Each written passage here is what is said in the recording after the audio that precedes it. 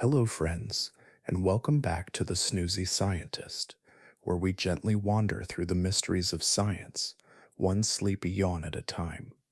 Tonight, we're traveling to a place few human eyes have ever seen, a place so deep that if Mount Everest were dropped into it, even its proud peak would vanish beneath more than 2 kilometers of ocean.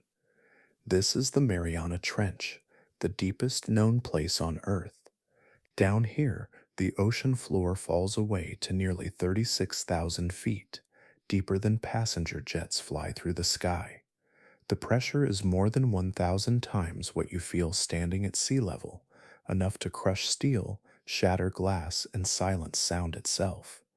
The temperatures hover just above freezing, and the water is so dark that color itself ceases to exist. It is a world that should be lifeless, and yet it isn't. Microphones lowered into the abyss have captured strange, haunting noises, echoes like distant thunder, metallic groans where no machine exists, and deep, drawn out calls that sound alive. Through the blackness, ghost like shapes drift, translucent and slow, creatures made almost entirely of water. Scientists call this realm Earth's final frontier, a place as alien as the icy moons of Jupiter and as mysterious as the universe itself. Life exists here not by resisting the darkness, but by becoming a part of it. Each creature a proof that life can still bloom under impossible conditions. But what kind of life can survive in a place where even sunlight dies? What strange beings endure such pressure, such cold, such endless night? And if life can adapt here, in a realm cut off from air, warmth, and sky, then what else might it be capable of? Tonight, we'll descend together, slowly, peacefully, into the blackness below, to uncover the creatures that live in the most uninhabitable place on Earth. But before we begin, if you enjoy these journeys, gentle, soothing, and quietly filled with wonder, I'd be grateful if you gave this one a soft like and perhaps tap subscribe. It helps other curious dreamers find their way to this peaceful little corner of the internet where science and sleep meet. And if you'd be so kind, let me know in the comments, where are you listening from tonight and what time is it where you are? It's always a joy to see how far across the world this little sleepy corner of science travels. Now take a slow, deep breath, let your shoulders soften, and together let's begin our descent into the deepest place on Earth. The lights from the surface fade faster than most people imagine. Within the first few hundred meters, the familiar blue of the shallow sea begins to dim, swallowed by distance and depth. The sun, still blazing above, can no longer reach this far with its warmth. What begins as a gentle twilight slowly turns into something colder, quieter, and endlessly deep. At around 1,000 meters, sunlight dies completely. This is the edge of the photic zone, the last place where photosynthesis can exist. Above it, plankton drift and fish chase the glow of day. Below it, there is only night. The transition happens gradually, like watching the colors of the world dissolve into grayscale. Even the brightest beam from a submarine fades into fog, unable to pierce the thick blackness for long. The water around the descent window changes too. What was once a soft turquoise becomes a deep indigo, then a heavy navy, then finally pure darkness. Reds vanish first. The color red, so vivid in sunlight, disappears completely in shallow darkness because red wavelengths are the first to be absorbed by water. Down here, something red is invisible. Many creatures have evolved with crimson skin or shells, not for display, but for concealment. To the eyes of predators, they vanish into black water. A bright red shrimp in the deep is to the rest of the ocean perfectly invisible. The deeper we go, the more the pressure builds. It grows with every meter, pressing from all sides with unimaginable weight. At these depths, the pressure is already dozens of times greater than at the surface, enough to crush a human body instantly without protection. Submersibles that venture here must be built like small fortresses, their hulls shaped into perfect spheres to spread the crushing force evenly. Each bolt, window, and joint is tested to endure thousands of tons of pressure. The glass of the viewing port is several inches thick, curved to resist collapse. Even then, it sometimes groans softly, like a reminder of the ocean's quiet strength. Inside the vessel, the air feels still and heavy. The lights glow in muted cones that drift across falling snow, tiny flakes of organic debris called marine snow. It is made of dust, plankton, and bits of life that once floated far above. Each flake drifts downward for months, sometimes years, before reaching the bottom. This slow, endless snowfall feeds the deep, a connection between worlds that will never meet. The temperature outside the submersible falls steadily. By the time the last light of the surface disappears, the water is near freezing. The instruments show just a few degrees above zero. Cold seeps into everything, dull and absolute. Metal contracts, tubes tighten, even sound begins to fade. The hum of the ocean currents can no longer be heard. Only the quiet whir of the submersible's motors remains, and the soft creak of metal adjusting to pressure. Then, faintly, another sound, low, distant, and full of mystery. It is not the machine, it is deeper, more organic, a long, mournful call that ripples through the water, a whale, perhaps, singing somewhere above. Its voice carries for hundreds of kilometers, bending through layers of changing temperature and density. Sometimes, those who descend here hear these echoes as if from another world, slow and hollow, rising through the darkness like memories. The instruments flicker as the descent continues. At 700 meters, the last traces of blue fade completely. At 800, even the submersible's own lights seem to hang in emptiness. Every meter downward feels like entering a dream without end. The abyssal zone begins somewhere near 4,000 meters, but even this early, the world already feels alien.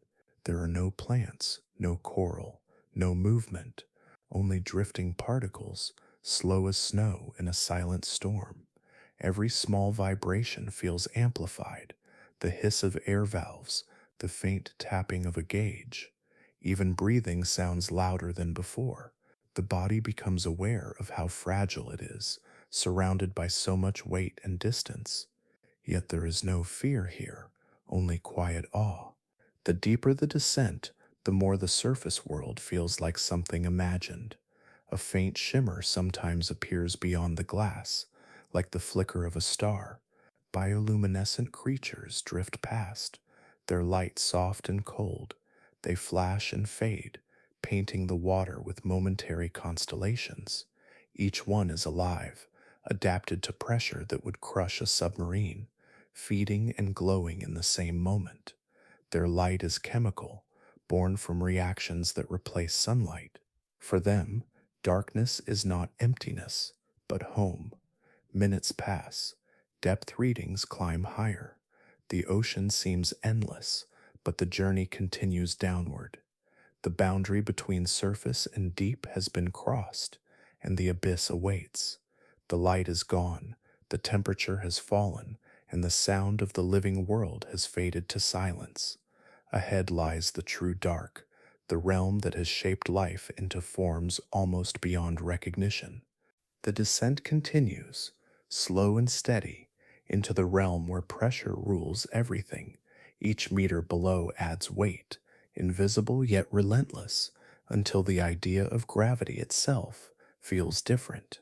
It is no longer a pull from above, but a tightening from every direction, a slow closing of the ocean's fist. At these depths, the pressure reaches more than 1,100 atmospheres. No wall, no breath, no silence escapes it. It is difficult to imagine such force. The numbers lose meaning when every square inch of the submersible feels as though an elephant were standing upon it. In truth, the comparison falls short. The water does not rest its weight gently. It pushes inward from every side, every angle, perfectly balanced yet infinitely heavy. Nothing is spared from its reach. Even light, in its brief shimmer, seems slower here, bent and softened by the water's density. Inside the vessel, the air feels thicker. The hum of the instruments lowers in pitch, each tone drawn longer by the deep.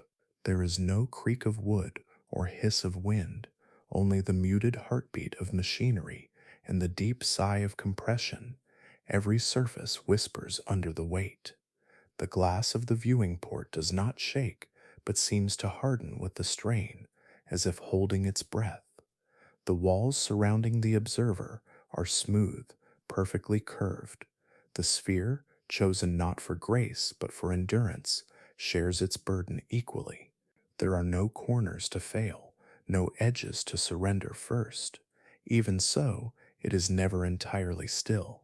The metal expands and contracts minutely, bending like a living thing in conversation with the sea. The sound is subtle, a low groan, a pulse, a quiet dialogue between engineering and nature. It is a conversation humanity does not lead, but listens to. Down here, the ocean tests design as much as courage. The submersible surface carries scars from earlier dives, faint marks that show where the pressure once pressed harder than expected. Engineers study these marks with reverence, for each one is a reminder that the ocean is not an enemy, only a patient force that demands perfection. If the human body were here, unprotected, it would vanish in an instant. The air within lungs would be squeezed to nothing, the spaces inside bones reduced to dust. Pressure does not allow hollowness, it fills every gap. That is why the deep belongs not to creatures of air, but to those built entirely from water. Outside the vessel, life drifts in forms that defy the surface. Some of it glows faintly, though not with sunlight's warmth. These beings have learned to yield completely. Their bodies have no air pockets to collapse, no rigid bones to crack. Their muscles are soft, their skin thin enough for water to flow through freely. In them, the line between body and ocean nearly disappears. Scientists have discovered that this surrender is not weakness but precision. Within these creatures, proteins and enzymes are tuned to pressure the way music is tuned to pitch. Small molecules called piezolites stabilize their cells, preventing the delicate machinery of life from twisting out of shape. Without these, every process of survival, breathing, feeding, sensing would unravel. Yet here, in the darkness, they operate perfectly, as if the weight itself keeps them alive. In the sediment below, invisible microbes thrive under the same relentless conditions. They do not breathe oxygen or chase light. Instead, they extract energy from minerals and chemical gradients, drawing life from the planet's slow internal chemistry. These single-celled survivors endure for centuries, never hurrying, never resting. Each one is a small defiance against impossibility. For the submersible, survival depends on calculation. For the organisms outside, it depends on adaptation. The difference is delicate but absolute. Machines resist pressure, life becomes part of it.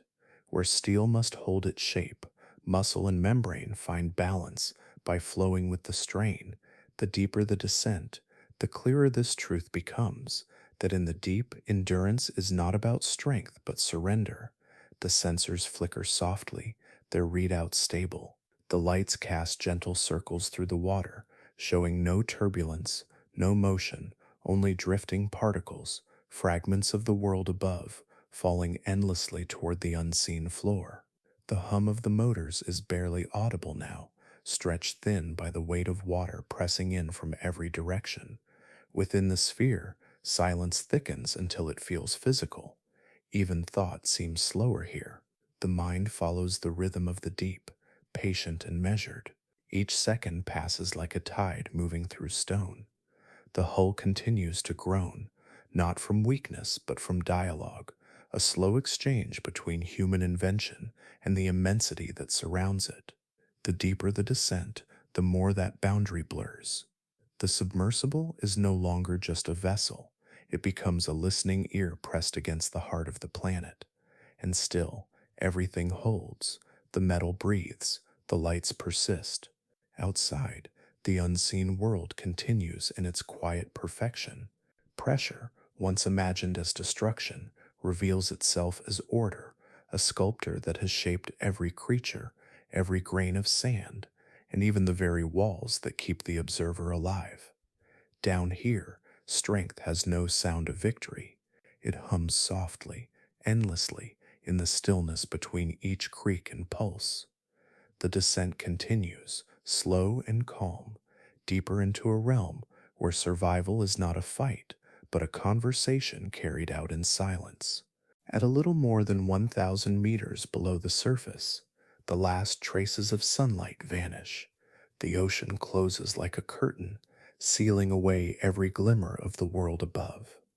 What lies beneath this line is a realm of permanent night, where no dawn ever returns.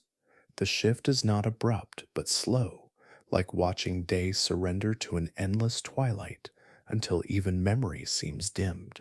Beyond this depth, light from the sun is gone forever, and life must find other ways to see, to eat, and to survive.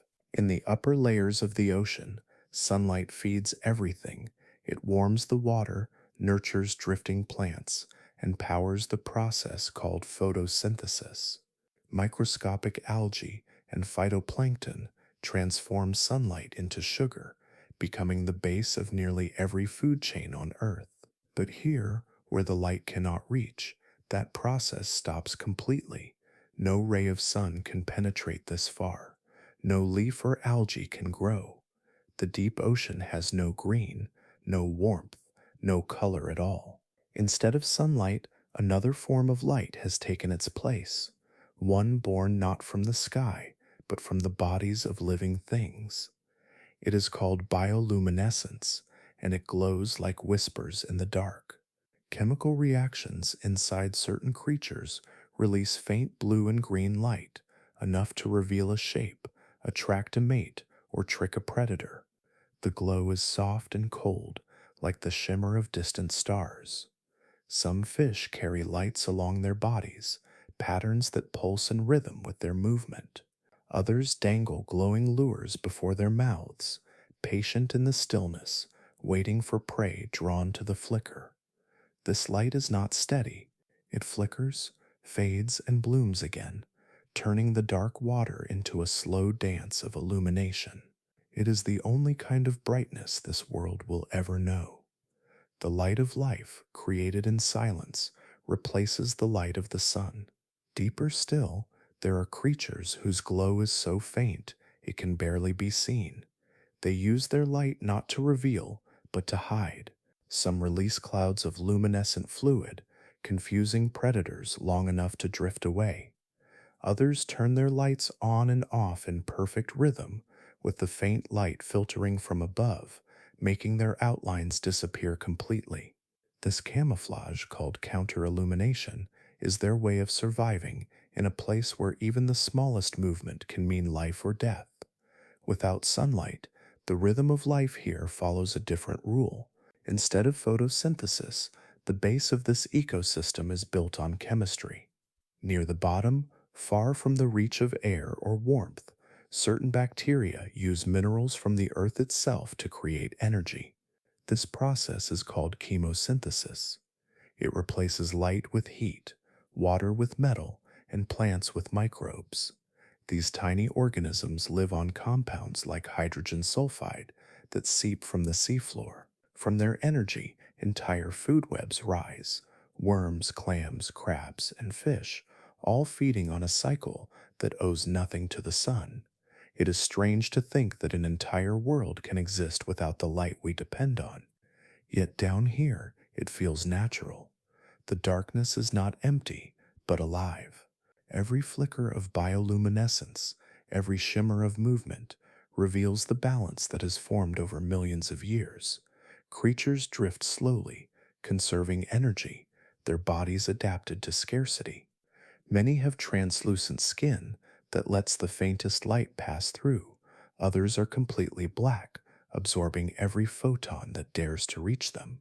Eyes become larger, more sensitive, able to detect the smallest flash. In some species, eyes disappear entirely, replaced by senses that read vibration or electrical signals instead. The deep sea has built its own kind of order, one that runs on patience and precision. Every creature here plays a part, from glowing plankton to vast jellyfish trailing meters of tendrils through the cold water. Even in total darkness, nothing is wasted. When a whale dies far above, its body drifts down through the black, becoming food for thousands of small scavengers.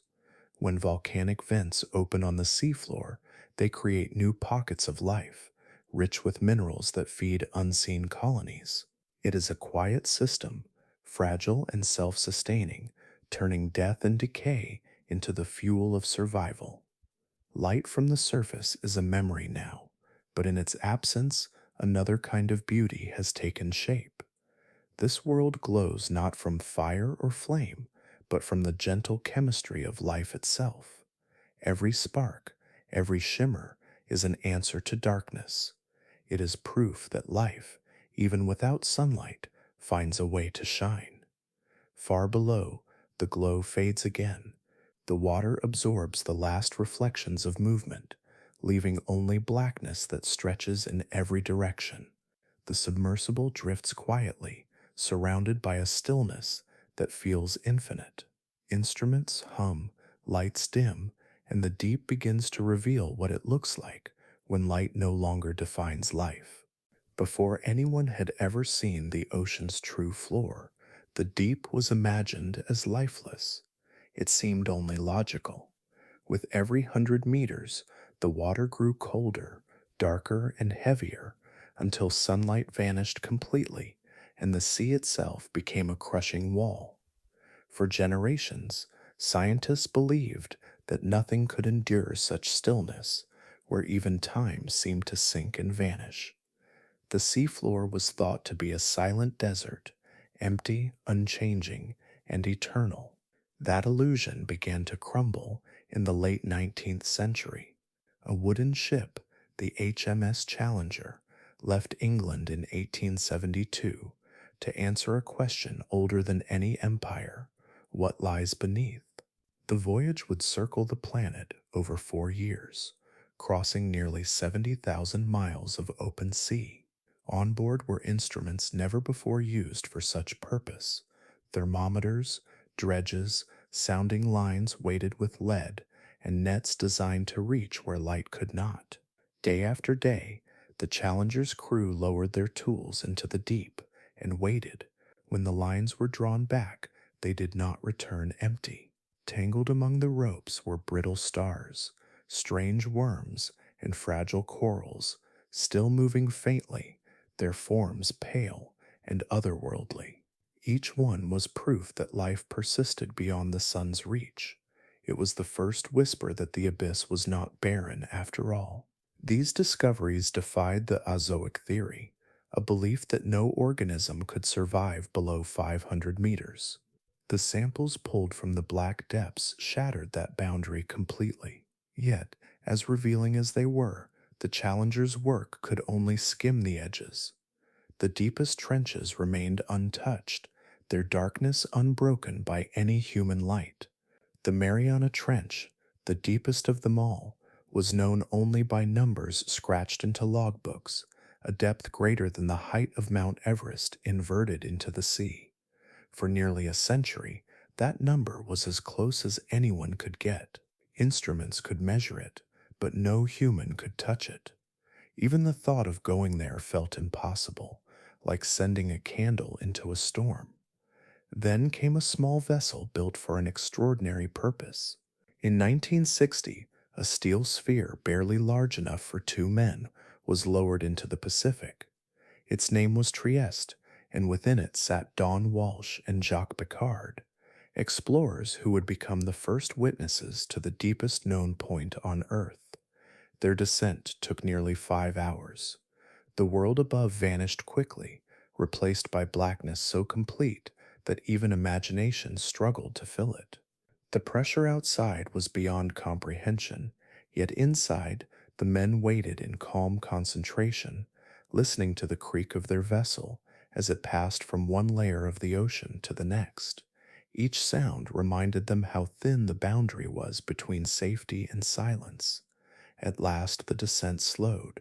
Through the small porthole, they saw a faint cloud of silt swirling in the beam of their light.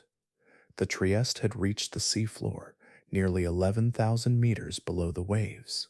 What followed was quiet. The instruments settled. The ocean around them stood perfectly still. Then, through the haze, something moved. Picard leaned forward and saw a pale shape drifting just above the sediment. He described it as flat, perhaps a fish, alive and gliding slowly in the beam's edge. It vanished for a moment, then reappeared, stirring the fine dust of the seafloor with a motion too deliberate to be mistaken. For 20 minutes they remained at the bottom, watching and recording every flicker before beginning the long return upward. When they surfaced, their report was met with disbelief. Scientists argued that no vertebrate could survive such crushing pressure. The pressure at those depths would destroy any known bones, any known cell structures. Yet the observation was there, written, witnessed, and preserved. Some claimed it must have been a trick of the light or a floating invertebrate, but others were struck silent by the possibility that it was real. Regardless of what the shape had been, the moment itself changed everything. It suggested that life might reach deeper than theory allowed, that existence could endure in conditions thought absolute. In a single quiet sighting, the ocean reclaimed its mystery. The abyss was not empty. It was alive, just quiet enough that no one had heard it yet. Decades later, unmanned probes returned to the same region, their cameras capturing new life in that perpetual night. Ghostly amphipods, translucent snailfish, and microbial mats woven into the sediment. Each discovery traced its lineage back to that single window in the Trieste, to that flicker of movement seen through the murk. It was not just proof that life could exist under pressure, it was proof that curiosity itself could reach that far. The scientists aboard the Trieste did not find riches, or monsters, or sunlight. What they found was a reminder that discovery does not always roar or dazzle. Sometimes it drifts softly in front of a light, vanishes into dust, and leaves the world forever changed. The Trieste rose slowly toward the surface, carrying with it a silence that had lasted for millions of years. The sea closed again around the place it had revealed, as if nothing had happened at all. But from that day forward, the deepest part of the earth was no longer a question. It had spoken briefly through motion in the dark, and far above the world was still listening. The light from the submersible fades further, absorbed by the thick water until it becomes a faint memory. Down here, color is a language the deep no longer speaks. What remains is movement and texture, the slow drift of particles, the quiet settling of sediment. In that stillness, life continues unseen. It is smaller than sight itself, yet it shapes everything that endures in this dark world. Beneath the floor of the ocean lies an empire of the invisible. The mud, soft and cold, hides countless living cells, more in a single handful of sediment than there are people on the surface of the earth. They do not glow or swim or hunt. They simply exist, clinging to minerals, thriving where warmth and light cannot reach. These are the microbial pioneers, the first architects of survival in an eternal night. When scientists first retrieved samples from these depths, they appeared lifeless. Grains of sand, bits of clay, fragments of shells pressed together by pressure. But under magnification, an entire world emerged. Shapes of astonishing variety filled the field of view. Spirals, filaments, spheres, and rods, all drifting through the thin film of water between grains. Many of them belonged to groups known as extremophiles, organisms that find comfort in what seems to others impossible. Their chemistry is not fragile but purposeful, built to endure a world that would crush or freeze most forms of life. On the surface, energy begins with sunlight. Every forest, every coral reef, every human breath depends on that distant fire. But here, where light cannot travel, another kind of alchemy takes place. Deep within these sediments, life is powered not by the sky, but by the planet itself. The microbes draw their energy from chemical reactions. Hydrogen sulfide, methane, and traces of iron and ammonia seep from beneath the crust, released by the slow breathing of the earth. What would be poison to most creatures becomes food for them. Within their cells, these simple molecules are rearranged, releasing energy that fuels their existence. This process, known as chemosynthesis, replaces sunlight entirely. Scientists once tried to imagine how life could persist without the sun, and the answer waited quietly in the mud all along. These microbes live not in defiance of darkness, but in partnership with it. Every reaction they spark echoes through the ecosystem, feeding organisms larger and more complex than themselves. Some of the nutrients they produce drift upward in the water, nourishing scavengers and worms that graze the seafloor. Others stay buried, slowly cycling elements that keep the deep ocean alive. A few of these microbes do not live alone. They form alliances with larger hosts, sharing energy in exchange for shelter. Tube worms and clams found near fissures and seeps harbor colonies of bacteria within their bodies, allowing them to live without mouths or stomachs. The microbes transform chemicals from the surrounding water into nourishment, and in return, the animals provide a stable home. It is a partnership as ancient as life itself, two forms of being fused together by necessity and balance. But not all of them need hosts or vents or abundance. Many live far from any visible source of energy, scattered through the sediment where only faint traces of methane remain. Some divide only once every few centuries, conserving energy so completely that they seem half asleep. They are patient in ways the surface world has never known. The existence of these deep microbial communities transformed how scientists understood the limits of life. For centuries, sunlight had been treated as the single thread connecting every ecosystem, the origin and boundary of survival. But these discoveries revealed another truth. Life does not belong to the light alone. It can root itself in stone, feed on minerals, and endure beneath crushing pressure for geological ages. The implications reach far beyond the sea. If life can thrive here, sealed beneath miles of water and rock, then perhaps it is not unique to Earth.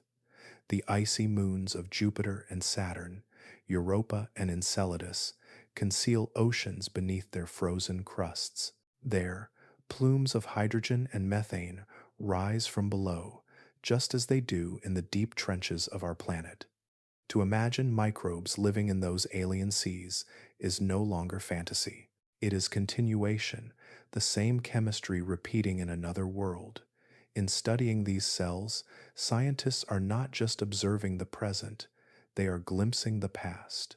The first life on Earth may have begun in conditions just like these, when sunlight had not yet reached the ocean floor and the planet's air was thick with volcanic gas. Chemosynthetic microbes may have been the original inhabitants of our world, their reactions forming the earliest sparks of metabolism. To look into the sediment of the trench is to look backward through billions of years into the planet's own beginnings. It is easy to forget that life once began without warmth or color, but here, where no sun has ever risen, it continues exactly as it did then, quiet, invisible, enduring. Each grain of mud holds a history written in living cells, each one performing the same slow miracle, turning the raw chemistry of Earth into breath and motion. The submersible's lights drift over the seafloor, brushing against fine ripples of silt. Nothing stirs, Yet life surrounds everything. It waits within the mud, in the smallest folds of sediment, sustaining the deep with endless patience. In its stillness, it keeps the ocean alive, and through it, the memory of the planet's first life continues to whisper, molecule by molecule, in the dark. The light from the submersible drifts over the seafloor, catching small glimmers in the dark, brief sparks of motion that vanish as quickly as they appear. At first, they seem like dust suspended in water, fragments of something unformed. But as the light steadies, the shapes become clear. Tiny, translucent bodies float just above the sediment, bending and turning with the rhythm of unseen currents. These are amphipods, small crustaceans, fragile in appearance yet powerful in their persistence.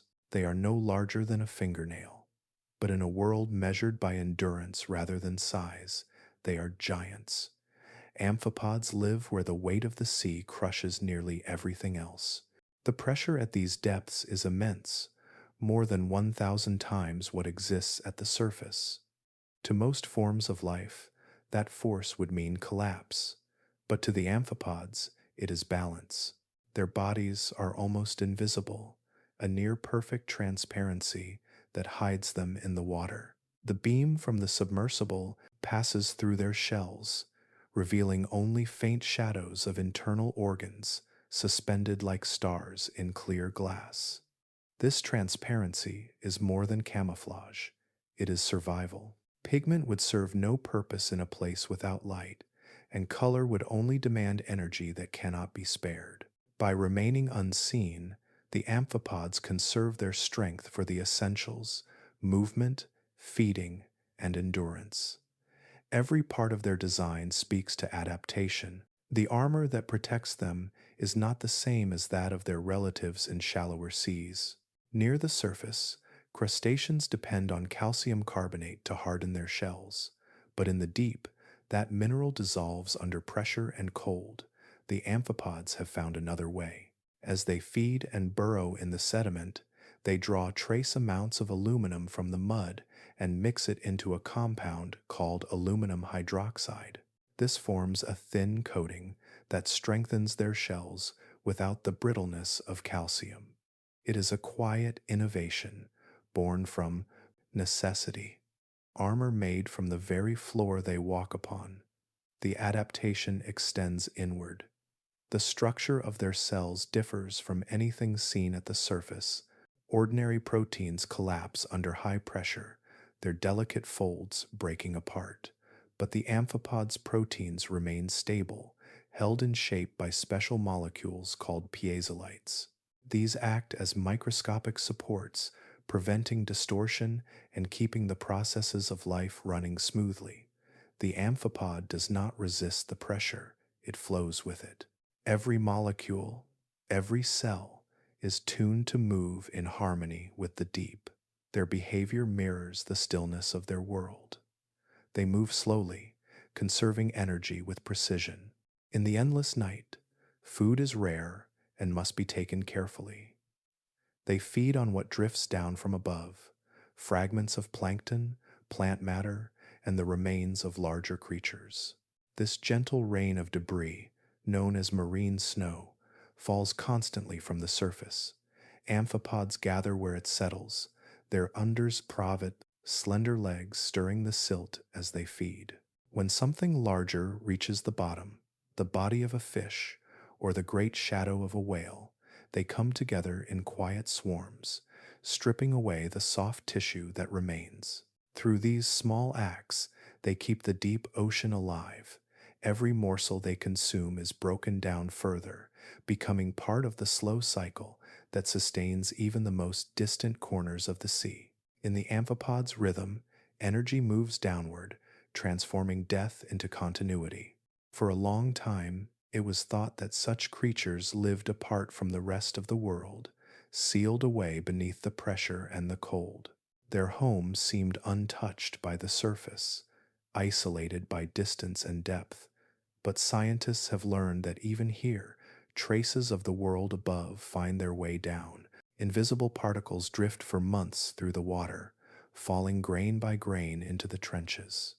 Among them are fragments of minerals, fibers, and faint chemical signatures, remnants of a planet that never stops reaching downward.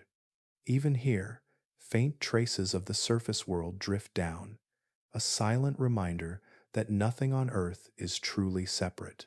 Yet these tiny crustaceans continue their ancient work, unaffected by what arrives from above.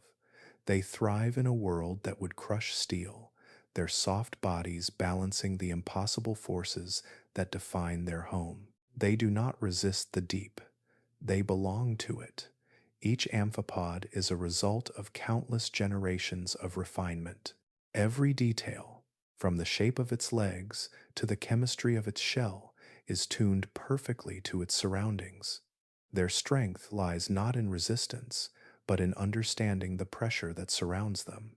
They have become what the deep demands, creatures shaped by equilibrium rather than defiance. As the submersible drifts forward, its lights reveal hundreds of them, suspended in slow spirals above the sediment.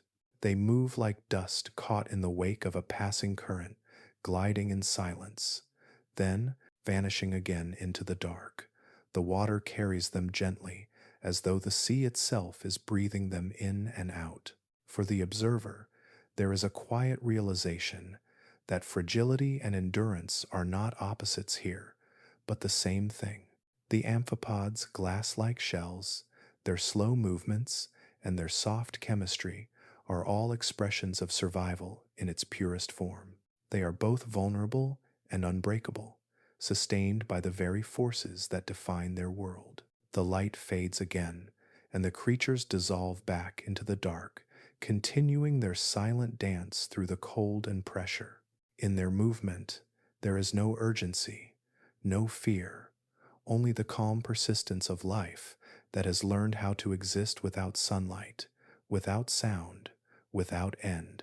The submersible drifts lower, into a darkness so complete that even memory of light begins to fade.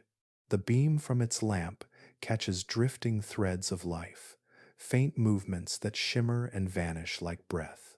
Then, among them, something moves with slow intention, a pale, ribbon-like shape gliding above the sediment, soft and fluid as a whisper. It is the Mariana snailfish, the deepest known vertebrate on Earth, living more than 8,000 meters below the surface where the weight of the sea crushes nearly everything that enters. It has no armor, no scales, no bright color. Its body is nearly transparent, a suggestion more than a form. When the light brushes across it, the faint outline of organs flickers within, the shadow of a heartbeat, the slow motion of a stomach turning. To look at it is to see something halfway between flesh and water, a creature that seems more imagined than real. Yet here, in the crushing stillness of the trench, it moves with effortless grace. The snailfish does not fight the pressure. Its body yields to it, shaped perfectly by it. Its flesh bends with the water, not against it. In yielding, it endures. Every part of its anatomy is tuned to the deep's invisible rhythm. Its bones are thin and pliant, its muscles soft, and its body nearly the same density as the seawater around it. Instead of relying on air or buoyancy, it drifts naturally, hovering as if weightless. Where most creatures must swim to stay afloat, the snailfish simply exists, suspended within the dark. There is a gentleness in its motion. It glides rather than swims, curving through the water like a ribbon stirred by an unseen hand. Its fins are broad and delicate, rippling in slow undulations that leave barely a trace behind. The snailfish is not built for speed or distance, only for balance. It lives in equilibrium with the forces that surround it, thriving where pressure itself becomes its greatest protection. Its world is quiet, vast, and sparse. Food here is scarce, arriving only as the slow descent of organic debris from above. The snailfish feeds mostly on amphipods, those translucent crustaceans that drift like falling snow. It moves toward them not through sight, for its small eyes see almost nothing, but through vibrations, faint tremors carried through the water, signals of motion too subtle for sound. When it senses movement, the snailfish opens its mouth in a single, smooth pull, drawing the amphipod inward. There is no chase, no struggle. The act is as calm as the world around it. Every gesture of this creature reflects the patience of its environment. The deep sea moves slowly, and so does everything within it. Each flick of its tail, each turn of its head is a measured response to the heavy stillness that surrounds it. To waste energy here would be to vanish. To remain still is to survive. When cameras first captured the snailfish in the Mariana Trench, scientists were stunned. The images showed a body so soft it seemed impossible, drifting where even machines strained to function. Yet it was not a fragile visitor, but a resident. Later expeditions revealed more of them, each one perfectly suited to its narrow band of depth. They are not scattered across the ocean like travelers, but confined to a thin layer where every element, pressure, temperature, and salinity meets in perfect balance. Outside that layer, life for them cannot exist. Their form is both art and adaptation. Their lack of pigment makes them nearly invisible, not as a defense against sight, but as a reflection of their world. In a place without light, color becomes unnecessary. Even sound seems reluctant to reach them. Only the soft currents, the quiet fall of particles, and the faint tremors of distant motion mark the passage of time here. The snailfish moves through it all like a thought drifting through silence. At times, when the submersible's lights rest on the seafloor, several snailfish appear together, circling one another in slow spirals.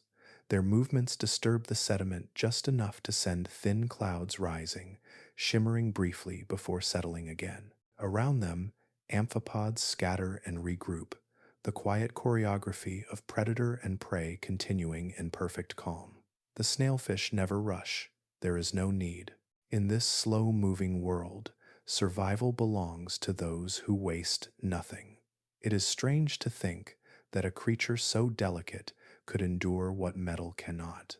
Its body would collapse if brought to the surface, its fragile structure breaking under the absence of pressure.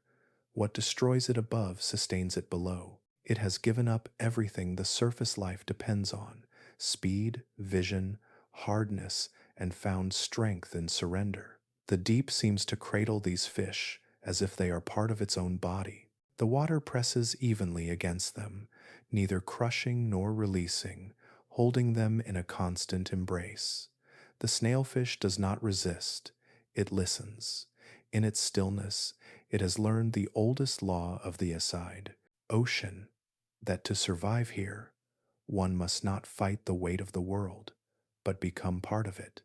The submersible drifts again, its light sweeping past. For a moment, the snailfish lingers in view, its thin fins fanning like silk against the dark. Then it fades, returning to the quiet folds of its world. The water settles, the sediment stills, and the sea reclaims its calm. Somewhere in that silence, the snailfish continues to move, soft and unhurried, a vertebrate that lives where no others can, shaped not by defiance, but by perfect surrender to the deep. The deeper the descent goes, the stranger life becomes. In the cold and endless dark, there are forms of existence that defy everything we think we know about what it means to be alive.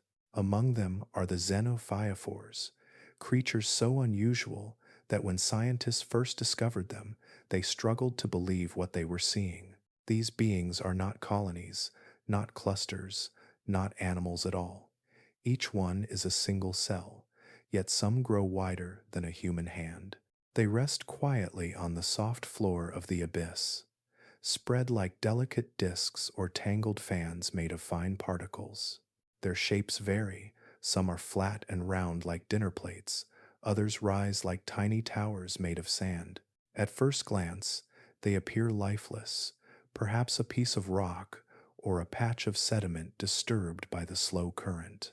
But under a closer look, their structure reveals itself, a labyrinth of chambers, membranes, and pathways, all part of a single living cell. No visible organs, no muscles, no eyes, just one vast cell, alive and thriving in the most extreme place on Earth. Each xenophyophore builds its home from the world around it. Tiny grains of sand, bits of shell, and fragments of minerals settle gently through the water, and the organism gathers them, gluing them together with its own secretions. Over time, these pieces form an outer shell called a test, giving the cell shape and protection. The result looks like fragile pottery resting on the seafloor, though it is alive from the inside out. Within this shell, thin streams of cytoplasm flow like rivers, carrying nutrients and waste through passageways invisible to the human eye. The size alone is remarkable. Most cells on Earth can only be seen through a microscope, but xenophyophores can reach 10 centimeters across.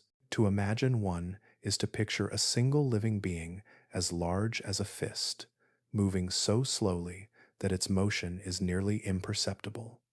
Even at this scale, they are still just one cell, containing everything they need to function, repair, and reproduce.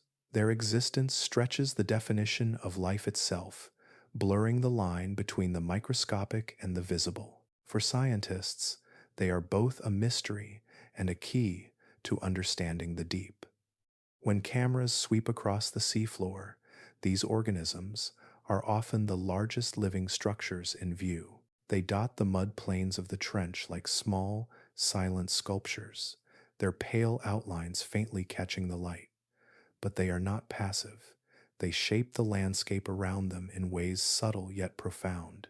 As they grow and die, their shells trap fine particles, creating pockets of sediment that build miniature habitats for smaller creatures. Tiny worms, crustaceans, and microbes live among their folds, feeding on what collects inside.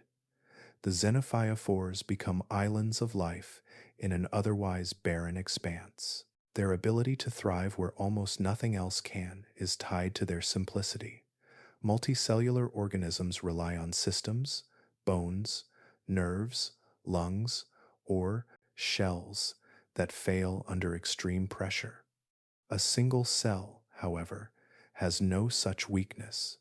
It flows with the force of the deep instead of resisting it. Its flexible structure allows it to bend, to adjust, to exist in a world where rigidity would mean destruction. The same pressure that could crush a fish or submarine is absorbed evenly across its body, which has no empty spaces, no air, no fragile framework to collapse. In this way, xenophyophores are a lesson in survival through softness. Their chemistry is perfectly tuned to the conditions of the trench. Inside their cells, proteins and compounds prevent internal damage from pressure. Their slow metabolism allows them to live on the smallest traces of organic matter drifting from above. They do not need movement, speed, or sight. They need only patience. Over years, perhaps decades, they grow layer by layer, each one a silent record of life in a world untouched by light. Some researchers think they may play a larger role in the fanned deep-sea ecosystem than once believed. Because they trap sediment and collect organic debris, they act as filters for the seafloor, concentrating nutrients that other species depend on. Their presence changes the texture of the mud, creating oases where other forms of life can find shelter. Even in death, their shells remain, hollow structures that continue to host microbes and drifting larvae. The trench floor, often imagined as desolate, becomes a tapestry of these ancient architects, shaping and sustaining the world around them without ever moving. To find them, scientists use remotely operated vehicles that glide just above the sediment. The cameras reveal what the human eye could never see alone, sprawling colonies of these giant single cells covering the ground for meters at a time. When the lights dim, their pale surfaces fade into the dark, leaving only the faint impression of their outlines, as if the seafloor itself is alive and breathing. The existence of Xenophyophores expands the limits of imagination. In their quiet persistence, they hold the same mystery that life once did at the beginning of time, when the first cells appeared in the oceans billions of years ago, feeding on minerals and energy, adapting to what the earth gave them. The deep still carries that ancient rhythm, and the Xenophyophores are among its oldest echoes. They remain there, beneath the crushing dark, vast and solitary, building their homes from dust and silence, continuing the slow work of life at the bottom of the world. The light from the submersible falls softly over the seafloor, revealing a world that seems still and lifeless. The mud looks motionless, a plain of fine gray dust that stretches endlessly into the dark. Yet within every handful of that sediment, there is a universe hidden from sight. Beneath the surface, between grains no wider than a hair, millions of living things are moving, feeding, dividing, and building the foundation of everything that survives here. Each gram of this deep sea mud holds more life than anyone once imagined. Within it are countless bacteria and archaea, forming the unseen engine of the trench. They are so small that even when collected in great numbers, they appear only as faint clouds under a microscope, but their presence fills every layer of sediment. They live in the spaces between particles, in the thin films of water trapped in the mud, and even within the pores of small rocks. They are the invisible majority, unseen yet everywhere. These microbes are not here by chance. Over millions of years, they have adapted to the slow rhythm of the deep, surviving on what little reaches them from the surface above. Every flake of marine snow, every fragment of dead plant or animal that drifts down through the water column eventually settles here. By the time it arrives, it has lost most of its energy, but the microbes take what remains. They consume the carbon, the nitrogen, and the sulfur, recycling them into new forms that other organisms can use. This invisible activity creates the base layer of the food chain. The amphipods that scavenge the seafloor feed on organic debris already transformed by bacteria. Worms and crustaceans burrow through the mud, stirring it and spreading these microbial colonies farther. Even creatures that never touch the sediment depend on them indirectly. In the deep ocean, energy is a slow exchange, passed from one invisible hand to another until it reaches the beings large enough for us to see. The conditions these microbes endure are unlike any other on Earth. The temperature hovers just above freezing. The pressure, thousands of times stronger than at the surface, crushes the structure of most biological molecules. Yet the cells that live here have found ways to adapt. Their membranes are made of flexible lipids that remain fluid under pressure. Their enzymes, the small molecular machines that power life, are shaped to function perfectly in the cold. The slow pace of chemical reactions that would freeze surface life instead allows these microbes to live for decades, perhaps centuries, without rushing. Some of them survive without oxygen. They breathe chemicals instead, using nitrate, iron, or sulfate in place of air. Others live by breaking down methane that seeps from cracks in the seafloor. In doing so, they help regulate the planet's carbon balance. Without them, vast amounts of methane, a potent greenhouse gas, would rise unchecked to the surface.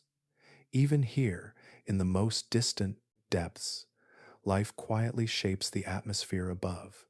The mud holds more than known life. It may contain entire branches of biology that humans have never seen before. Samples taken from the deepest trenches often reveal DNA sequences that do not match any known species. Some belong to families of microbes so different that they may represent new kingdoms of life altogether. Their biochemistry, their methods of energy, and their relationships with each other remain largely a mystery.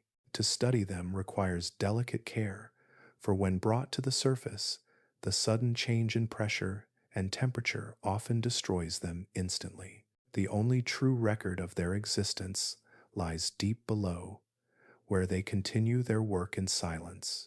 In some areas of the trench, these microbes form thick biofilms, slippery layers of living material that coat small rocks and particles. They act like glue, holding the sediment together and trapping nutrients.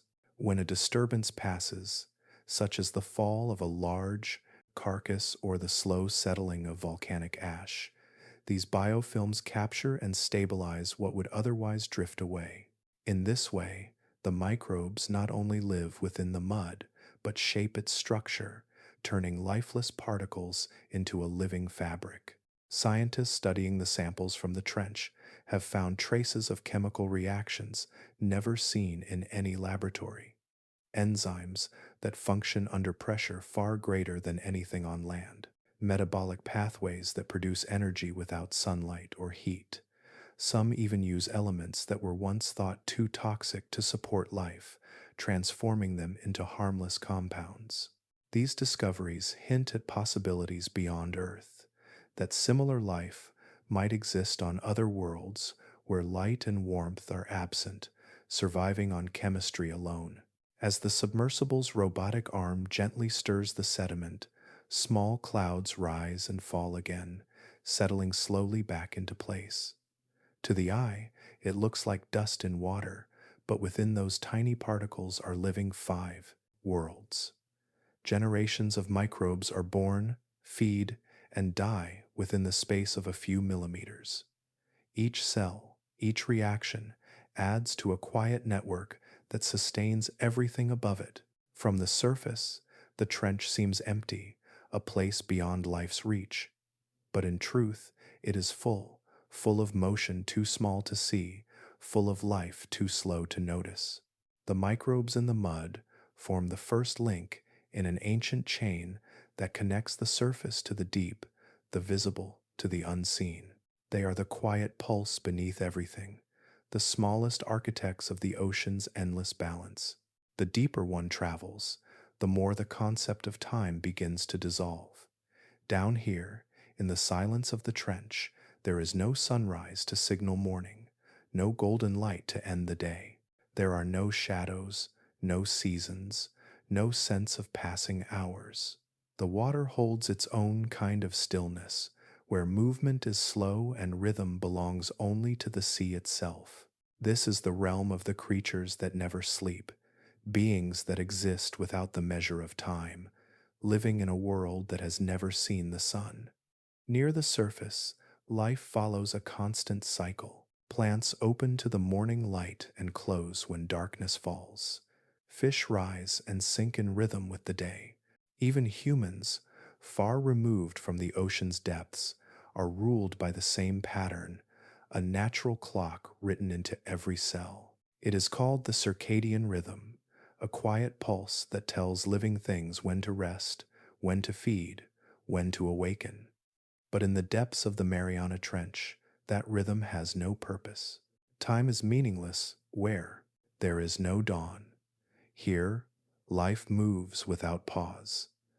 The creatures that live in this darkness drift, crawl, or hover in a perpetual twilight. Their bodies do not recognize morning or evening. Their cells do not wait for light to begin their work. Instead, they are guided by the slow constancy of chemistry, the flow of nutrients, the touch of cold water, the faint signal of energy passing through the ecosystem. In this place, existence is a continuous present. The lack of light changes everything. Most animals on the surface rest because their bodies are tied to light and dark. The deep sea offers neither, so its inhabitants never truly sleep. Some slow their movements for periods of energy conservation, but there is no sleep as we know it, no closing of eyes or lapse into dreams. Many have no eyes at all. Their awareness is chemical, electrical, instinctive. A snailfish drifts across the sediment, its fins moving softly as it hunts. Amphipods wander the mud, drawn to the faint scent of decaying matter. Microbes divide slowly in the stillness. Life here does not rest, yet it does not hurry either. It moves with the pace of eternity. The absence of time gives this world a strange calm. Every movement is unhurried, as if the ocean itself breathes once every 1,000 years. The creatures that dwell here do not experience change as we do. There is no spring to bring warmth, no winter to bring cold. The water remains nearly the same temperature all year, only a few degrees above freezing. Seasons belong to the surface world, driven by the tilt of the planet and the light of the sun. Down here, the deep remains constant. In this eternal darkness, adaptation replaces rhythm. Some species conserve energy by living slowly, their metabolisms reduced to a faint pulse. Others rely on tiny surges of chemical signals to guide feeding or reproduction. Certain shrimp-like crustaceans release their eggs when they detect the arrival of nutrients from above, the faint rain of organic material that settles through the water like snow. This slow descent of life from the upper ocean is one of the few predictable events in the trench, a rhythm not of light, but of death, feeding new life. The absence of time shapes the bodies of these creatures as well. Without sunlight, color becomes meaningless. There is no blue or red, no need for pigment or pattern. Their forms are pale, translucent, or completely clear. Their eyes shrink or vanish. Some sense the movement of water through hairs or filaments that detect pressure and vibration. Others produce faint bioluminescence, glowing not for beauty or display, but for survival, brief flashes to attract food, or signals to confuse predators. These lights flicker against the backdrop of blackness like the ocean's own slow heartbeat, marking not the passage of time but the persistence of life. The deeper the descent, the more this timeless state feels like the natural order. The submersible's instruments keep track of minutes and hours, but outside its hull, nothing changes. The same quiet drifting, the same slow fall of marine snow, the same shadows moving softly in the dark. Even the sound of the ocean seems to stand still. A distant rumble from the surface, the faint groan of shifting rock, then silence again. It is easy to imagine that time itself stops here, replaced by the steady continuity of the abyss.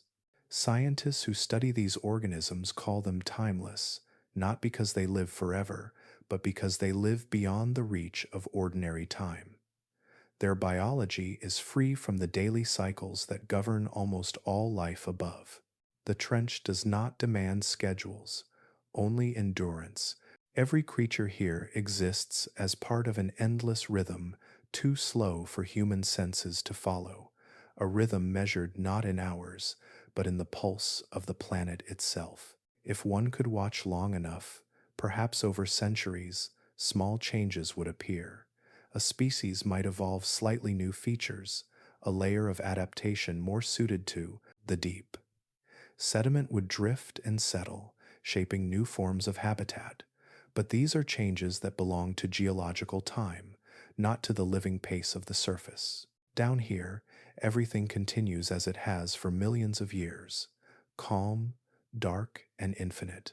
In this place where light never arrives, sleep is unnecessary, and day never begins, the trench holds its inhabitants in a quiet balance, a world without morning or night. The creatures that never sleep drift within it endlessly, untouched by the passage of time, sustained by the rhythm of the deep that beats far below the sunlit world above. In the stillness of the deep, the ocean floor stretches out like an endless desert. There are no plants, no fields of algae, no drifting clouds of plankton glowing in the light. There is no light at all. The energy that fuels almost every form of life on Earth begins with sunlight, Yet here, at the bottom of the world, there is none. The question that guides every journey into this place is simple, but profound. How does anything survive in a world without food? The answer begins far above, in the bright shallows where sunlight touches the surface. There, countless small organisms live and die each day. Tiny plankton bloom in the warmth, fish feed on them, and larger creatures feed on the fish. When they die, their remains sink. Bits of bone, shells, and waste begin a slow fall through the water, drifting downward for weeks, sometimes months. This steady rain of organic debris is called marine snow. Each flake is minuscule, no larger than a grain of dust, but together they cover the deep sea like a thin, constant snowfall. Through the submersible's lights, they appear as shimmering specks, twisting gently in the currents. These particles are fragments of life from above, pieces of algae, dead plankton, tiny fecal pellets, and the faint remains of animals too small to see. Though each speck carries only a trace of energy, over time they become the foundation of the deep-sea food chain. The scavengers wait for it. Amphipods drift upward to catch the flakes as they fall. Brittle stars stretch out their arms across the mud, feeling for what settles nearby. Bacteria cover every grain of sediment, breaking down each particle that reaches the bottom, turning it into energy that other life can use. To the deep-sea world, marine snow is not waste, it is nourishment, the slow whisper of the surface world feeding the abyss. But the snow is not enough for all. Its energy fades with depth, scattered and consumed along the way. By the time it reaches the trench, it has been stripped of most of its nutrients. The creatures that depend on it must live slowly, conserving every molecule. They move little, eat rarely, and waste nothing. Life here is built on patience, on the ability to survive in hunger that never ends. Then, sometimes, the deep receives something greater. A shadow falls through the water, vast and silent, moving with the weight of the world. It is a whale, a giant of the ocean, fallen from the light above. When a whale dies and sinks, it becomes one of the most important events in the deep sea. A whale fall, a feast that transforms the desert into a brief paradise. The body descends slowly, twisting in the current until it touches the mud. When it does, life gathers from every direction. Within hours, scavengers arrive, hagfish, eelpouts, and amphipods, all drawn by the scent. They burrow into the soft flesh, tearing it apart piece by piece. The water fills with drifting fragments, feeding even those that cannot reach the carcass directly. As the weeks pass, the soft tissues disappear, and the skeleton remains. Bacteria begin their quiet work, breaking down oils trapped within the bones. These microbes produce sulfides, which attract other life, mussels, worms, and more bacteria, each feeding in their own way. The whale fall becomes an ecosystem, sustaining hundreds of species for decades. Some worms grow long, root-like bodies that burrow into the bones, drawing nourishment from the oils within. Others form colonies that cling to the skeleton, glowing faintly in the dark. The cycle continues for years. Slowly, the bones dissolve, the flesh vanishes, and what remains is woven back into the sediment. The nutrients are spread out once again, feeding the microbes and small creatures that form the base of the deep-sea web. Every particle returns to the mud, ready to begin the slow drift upward again through the food chain, until it rises, transformed, toward the surface. This pattern of scarcity and sudden abundance shapes every life here. The scavengers have learned to sense the faintest trace of food, to travel long distances through the dark for a single meal, to store energy for months of waiting. Some can double their body size after one feast, then shrink again as starvation returns. Their metabolism is not fixed but fluid, tuned to the pulse of the deep. The trench is quiet again, after a whale fall fades. The bones that once glowed with life have been reclaimed by the sea. Still, the scavengers linger, resting in the dark, their senses attuned to the next whisper of falling food. Above them, marine snow continues its slow descent, the endless link between light and shadow, between the living and the dead. In this world without sunlight, survival is not a chase but a drift. Energy moves softly, passed from one form of life to another, carried through time and darkness. Each flake, each carcass, each grain of mud holds the memory of something once alive. The scavengers move among them, quiet and patient, feeding in a food desert that never truly sleeps. The deeper one travels into the ocean, the slower everything becomes. It is not simply the absence of light or the weight of pressure that shapes this world, but the scarcity of energy itself. Every creature here, from the smallest microbe to the largest fish, must live with careful precision. Food is rare, distances are vast, and the currents carry little more than cold and silence. In such a world, movement becomes a luxury. The deep sea survives through the quiet mastery of stillness. Every motion has a cost. Near the surface, animals can afford to swim quickly and waste energy because sunlight fuels endless chains of life. Algae grow, fish feed, and predators chase them in an eternal cycle of renewal. But in the depths, that light never comes. The energy that sustains life here arrives slowly, in scattered particles and distant echoes from above. To live in this place means to spend as little as possible. Deep sea creatures have perfected this art. Their metabolisms run at a fraction of the speed of those at the surface. Their bodies are tuned to the cold, their muscles soft and efficient, their hearts beating only when necessary. Some species have adapted to move with motions so faint that they seem suspended rather than swimming. Their fins undulate like drifting cloth, and their bodies curve with the natural flow of the current instead of fighting it. To an observer, they appear almost dreamlike, moving not with effort but with patience. Amphipods, which feed on the slow rain of marine snow, spend most of their lives waiting. They conserve energy by drifting in the water, letting the current carry them wherever it pleases. When food finally arrives, they move with sudden precision, gathering what they need and retreating again into stillness. For them, energy is not something to chase but something to preserve, a fragile balance between hunger and motion. Many deep-sea fish are built for efficiency rather than speed. Their muscles are less dense, their skeletons lighter, and their organs smaller. They do not waste effort on long pursuits.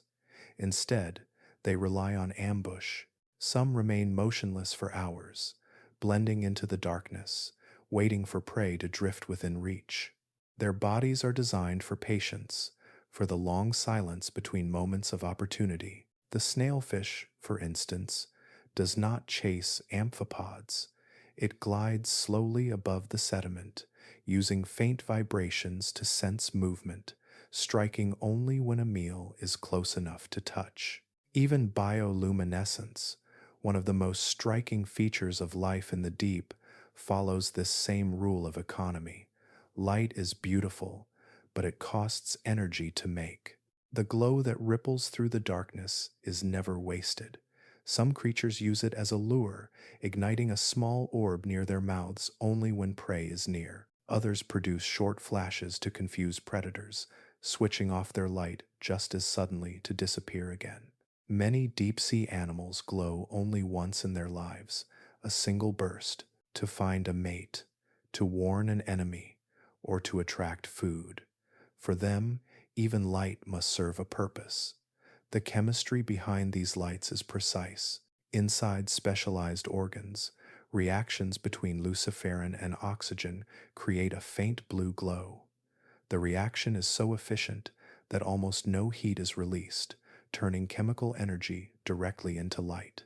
It is one of nature's purest forms of illumination, soft, cold, and waste-free. This is the language of the deep, where survival depends on using only what is necessary. Microbes in the sediment follow the same law of conservation. Their metabolism slows to almost nothing when nutrients are scarce, entering a kind of suspended animation. Some bacteria divide only once every few years, waiting for a trace of carbon or sulfur to arrive. Their stillness is not death, but endurance, a quiet patience that stretches across centuries. The deep ocean rewards those who can wait. For every creature here, stillness is both strategy and structure. Their bodies are shaped by the need to conserve, to turn scarcity into survival. The cold water helps them, slowing every heartbeat and chemical reaction. The pressure compresses molecules, making them more efficient. Even their DNA has adapted, with special enzymes that remain stable for long periods without repair. Sometimes, when the submersible drifts close to the seafloor, the lights reveal the slow ballet of this conservation. A jellyfish pulses once, then glides for minutes without movement. A fish folds its fins and drifts like a falling leaf. Worms in the mud shift lazily, feeding through the sediment without leaving their burrows. The entire scene unfolds at a pace far slower than the surface world would recognize. It is life stretched thin, balanced perfectly on the edge of stillness. The art of energy conservation is not about restraint, but adaptation. It is about tuning life to the rhythm of scarcity, where every spark of movement and flash of light matters. In this quiet equilibrium, nothing is wasted. The deep does not rush, and its inhabitants have learned to match its pace. In the calmest places on Earth, survival depends not on strength or speed, but on the elegance of doing almost nothing at all. Here, light is a reaction, luciferin meeting oxygen, igniting a pattern older than memory. In the depths where pressure reigns and silence stretches beyond hearing, light is not reflected or borrowed. It is born in the bodies of living things, the result of chemistry carried out with precision so fine it might as well be thought. Every flash, every flicker begins as a molecular spark, a meeting of compounds that transform invisible energy into visible radiance. Within the cells of many deep-sea creatures lies luciferin, a molecule capable of releasing light when it reacts with oxygen. The reaction is guided by an enzyme called luciferase, which controls the pace and rhythm of the glow. Together, they form a system of cold fire, one that burns without heat, flickering silently in the water. The reaction is efficient beyond measure. Nearly every bit of energy becomes light. It is a kind of perfection that even human technology struggles to match. For some creatures, this light comes from within their own cells. Others depend on the cooperation of microscopic partners, bioluminescent bacteria that live in special organs or within transparent tissue. The host provides food and protection, and the bacteria, in return, give light. The partnership is ancient and universal. It can be found in fish, squid, and even jelly-like drifters that move with the currents. To the bacteria, this relationship is life itself. To their hosts, it is survival written in radiance. Light here has no single meaning. It serves as lure, defense, disguise, and signal, shifting from one purpose to another depending on need. The anglerfish, for example, wields it as a decoy. A soft organ dangles before its mouth, glowing faintly like a drifting morsel. Small fish approach, drawn by what they think is prey, and vanish into darkness before they realize what waits behind the glow. The light is both invitation and trap, a quiet performance perfected by hunger.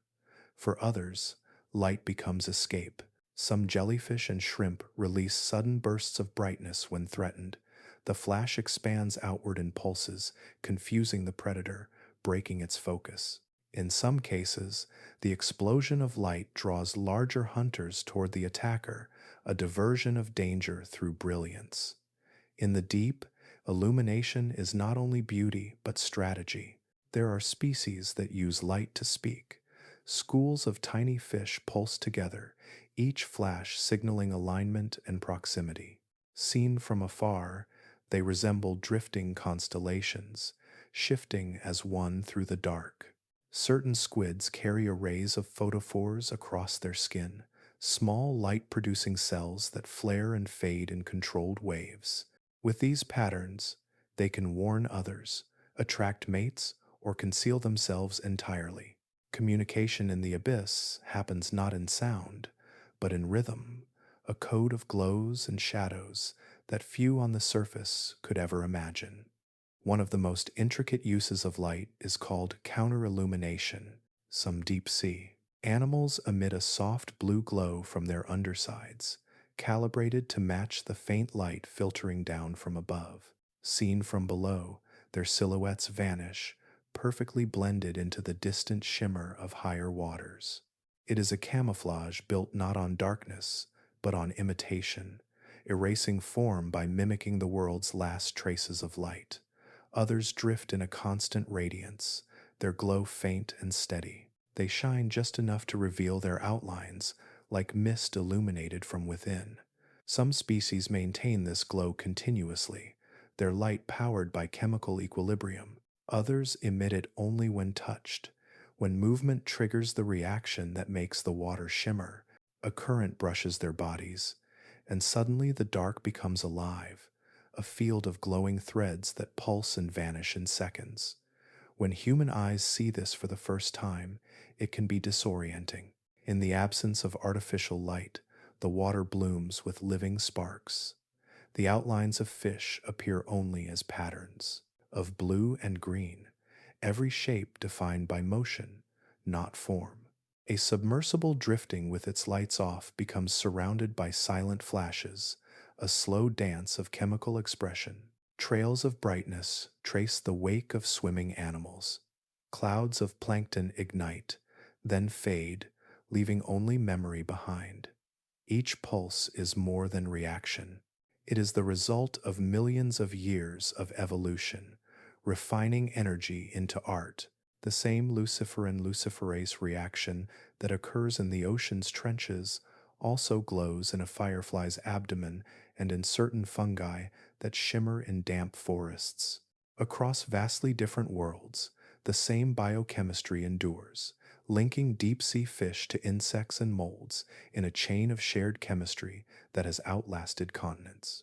Here in the deep, this shared language is used not for wonder, but for necessity. Light is survival, sculpted by the needs of life that must move unseen. It keeps predators confused, prey deceived, and communities connected in darkness that would otherwise erase them. In every pulse, there is both strategy and grace, the mindless precision of molecules repeating their reaction across time. When the submersible's beams finally dim, the last sparks fade into the black.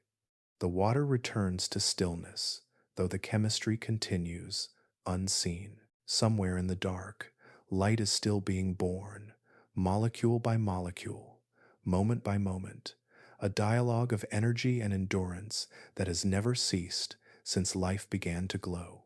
In the deep ocean, survival is not built on strength or armor, but on softness. The pressure here is immense, heavy enough to crush steel and silence sound. Creatures that endure these conditions have evolved designs unlike anything found near the surface. Their bodies are shaped not by speed or aggression, but by the physics of pressure, the chemistry of cold, and the patience of the abyss. Every organ, every cell, every curve of their form is part of an architecture built for endurance.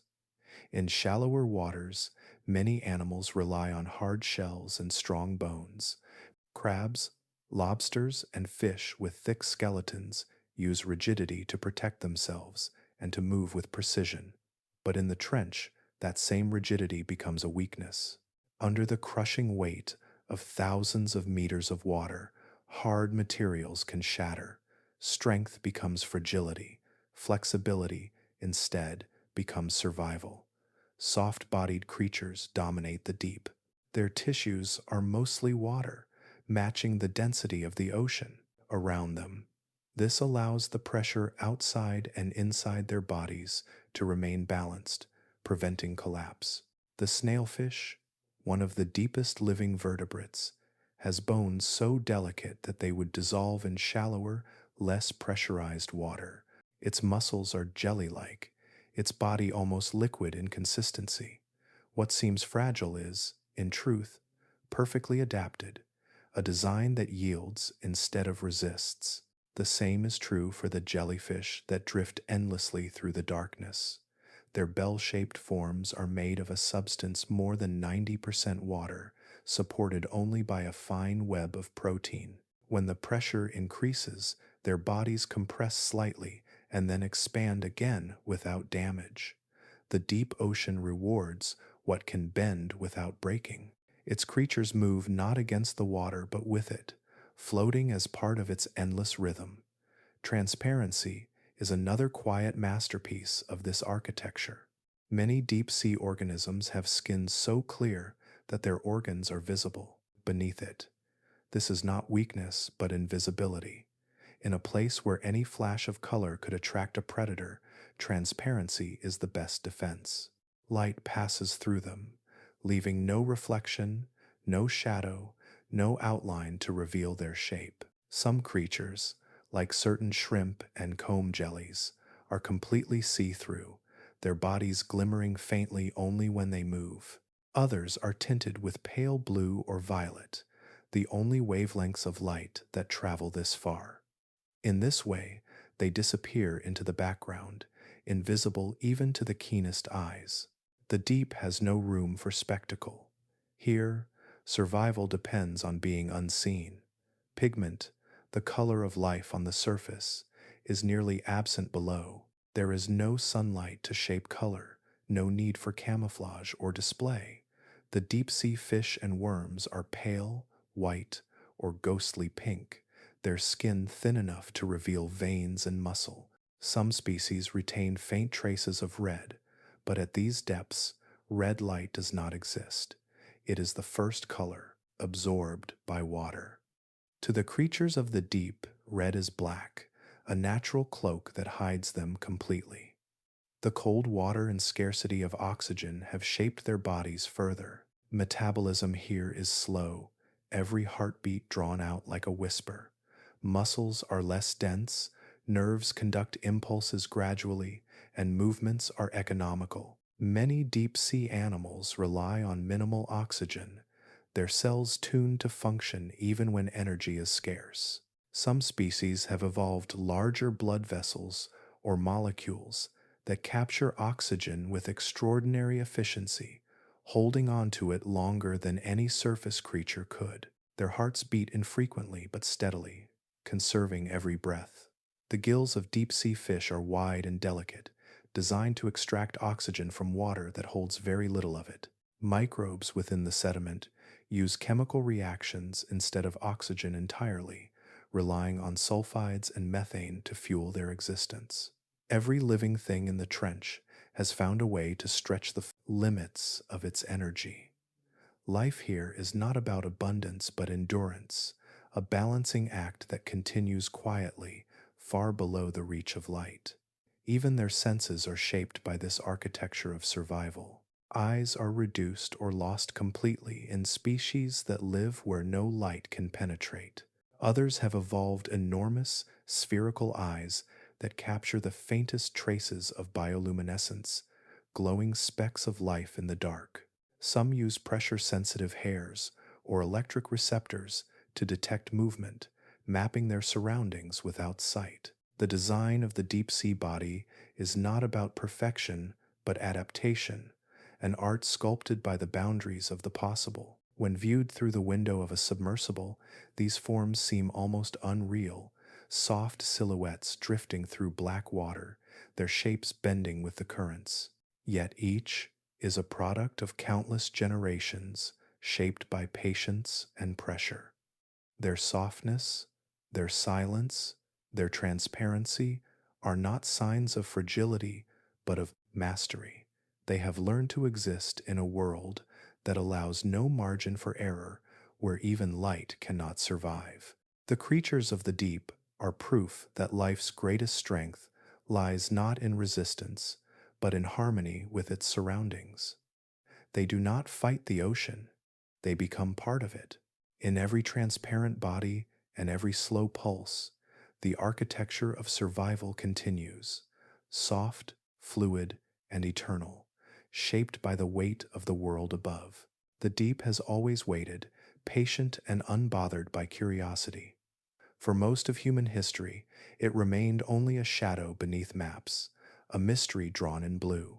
Sailors once looked into the dark waves and imagined monsters, cities, or endless voids.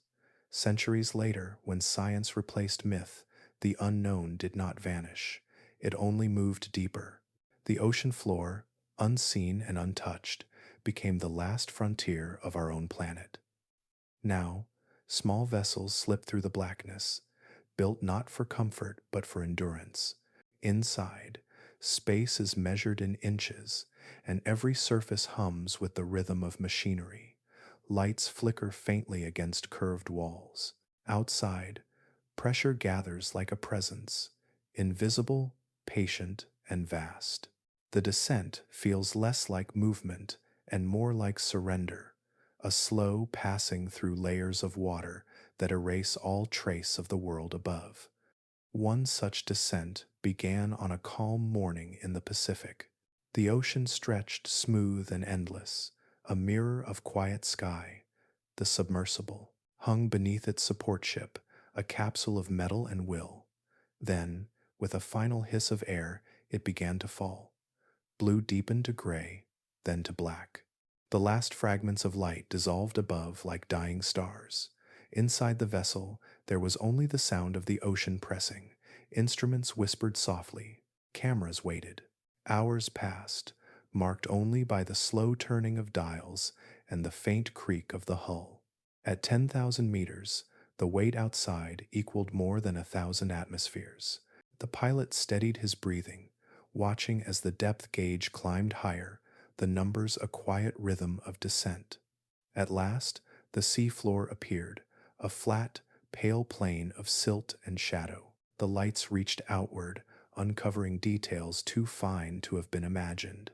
Small shapes moved among the grains, stirring the sediment like drifting smoke. A transparent amphipod darted past, followed by a snailfish gliding low, its body bending softly with the current. In that moment, the distinction between observation and belonging blurred. Through the thick glass, the beam touched a drifting shape. It was not fear or awe that followed, but something quieter, recognition. The deep was not empty, it was alive, and it had been alive all along. The pilot sat still, watching particles rise and fall in slow motion. Each fragment caught the light, turning once before sinking again. Time lost its shape. In this space, where pressure defined every existence, even thought seemed to move differently. The instruments continued their steady hum, recording measurements, collecting samples, yet the data felt secondary to the silence. The human presence here was small, temporary, and entirely out of place, yet somehow welcomed. Beyond the light, the darkness was not uniform. There were gradients of black, soft ripples, shifting tones. Occasionally, faint flashes appeared in the distance, as if the water itself remembered the light from above. The pilot turned the controls gently, the submersible, rotating in slow arcs, scanning the seafloor. A pale worm moved through the sediment. Tiny trails marked where amphipods had fed. The ground was alive with small signatures, each one a record of motion that had never been seen by human eyes. For those who have descended here, the first sight of life is not a moment of conquest, but of understanding. It is the quiet realization that the world beneath us has never needed to be discovered, only noticed. In the years that followed, more vessels joined the descent. They came not to prove endurance, but to listen. Each dive mapped what had once been blank, recording valleys and ridges in fine detail. Sonar revealed mountains buried in silence, ancient lands shaped by tectonic folds. Samples gathered from the mud carried traces of living cells that had endured in the cold for centuries. The discoveries were not grand in appearance, but profound in meaning. They spoke of persistence, of ecosystems thriving where sunlight had never fallen. When explorers returned from the depths, they often described not excitement but stillness. In the capsule's narrow space, surrounded by machinery and silence, they feel a kind of balance. The pressure that threatens to crush them also holds them steady. Outside, everything moves at a pace too slow for the human eye. Inside, they wait, breathing air enclosed by metal while the ocean breathes water beyond it. The deep's influence lingers long after the dive ends. Many speak of how sound changes there, how even the hum of the submersible seems softened by the water. Communication becomes sparse, words replaced by nods and glances, as if conversation might disturb the calm. There is no horizon, no sky, no sense of direction, only the steady drift of light across particles that have been falling for years. These expeditions are not about reaching the bottom. They are about entering a dialogue with the planet, an act of listening to what has always been silent. Each dive becomes a page in the story of Earth, not written in ink, but in pressure, sediment, and light. The explorers do not find new worlds, they find the continuation of the same one, extended into places where time and gravity feel different. As the submersible begins its slow ascent, the glow of the lights fades behind it. The water thickens with shadow again. The life that stirred in the beam drifts back into invisibility. Nothing has been taken, only seen. The ocean closes quietly, its patience undisturbed. Above, sunlight waits, unaware that, far below, someone has watched the planet breathe. Far beneath the restless waves, the earth bends and folds in silence. The Mariana Trench is not merely a scar upon the ocean floor, but a place where the planet itself is turning inward, where stone meets stone, and one piece of the earth slides beneath another. It is here, in this immense chasm, that the Pacific plate dives slowly beneath the smaller Philippine plate, sinking deeper into the planet's mantle over millions of years.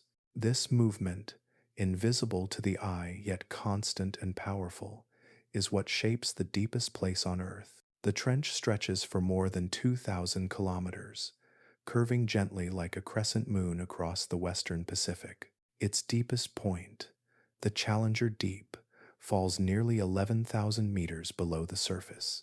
The seafloor here is not flat but folded and fractured, sculpted by forces older than life itself. The Pacific plate, made of heavy oceanic crust, is drawn downward into the mantle, where heat and pressure melt it into new forms. Above it, the Philippine plate rides upward, pushed and reshaped by the collision. This slow descent of the ocean floor is what geologists call a subduction zone, a place where destruction and creation happen at the same time. As the sinking plate moves downward, it drags water and minerals with it.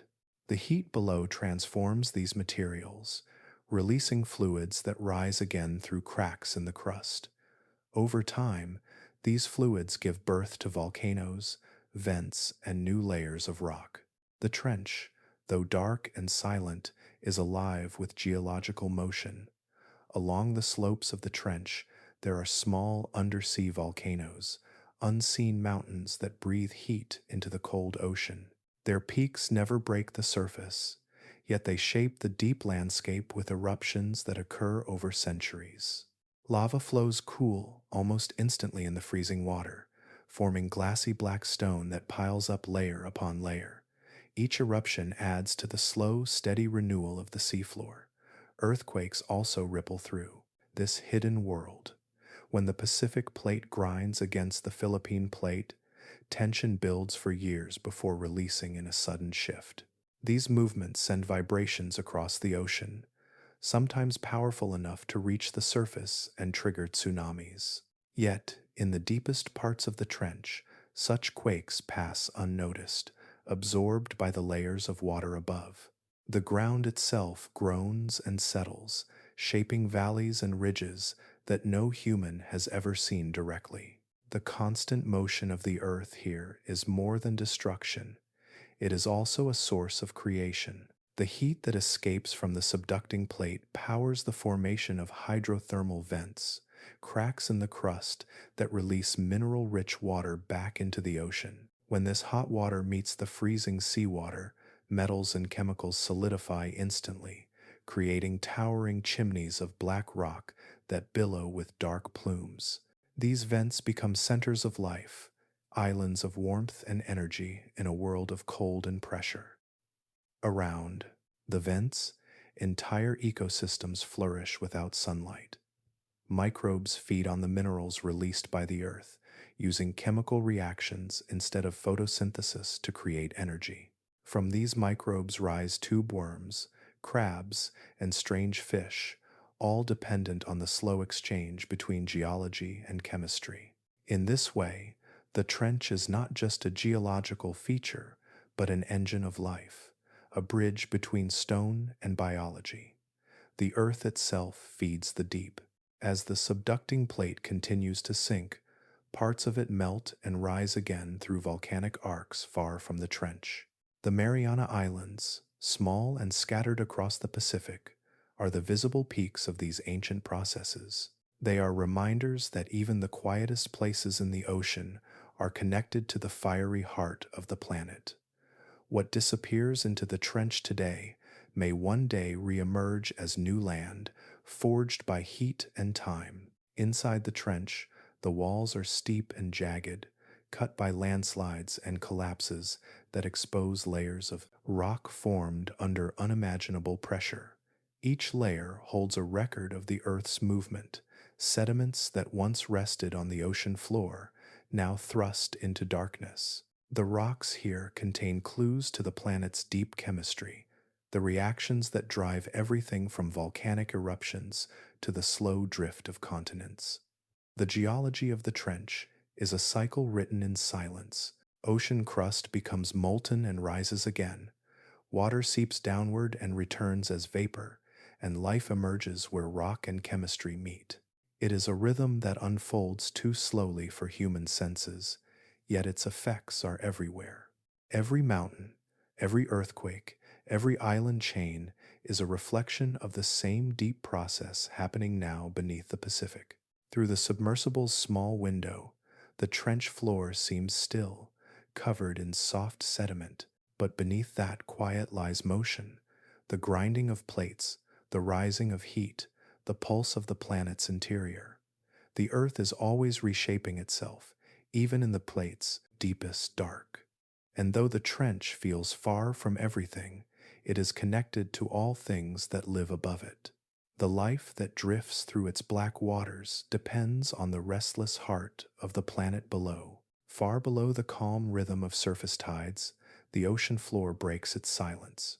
A faint shimmer stirs through the dark water, then another, until clouds of mineral-rich fluid bloom upward in slow, twisting spirals.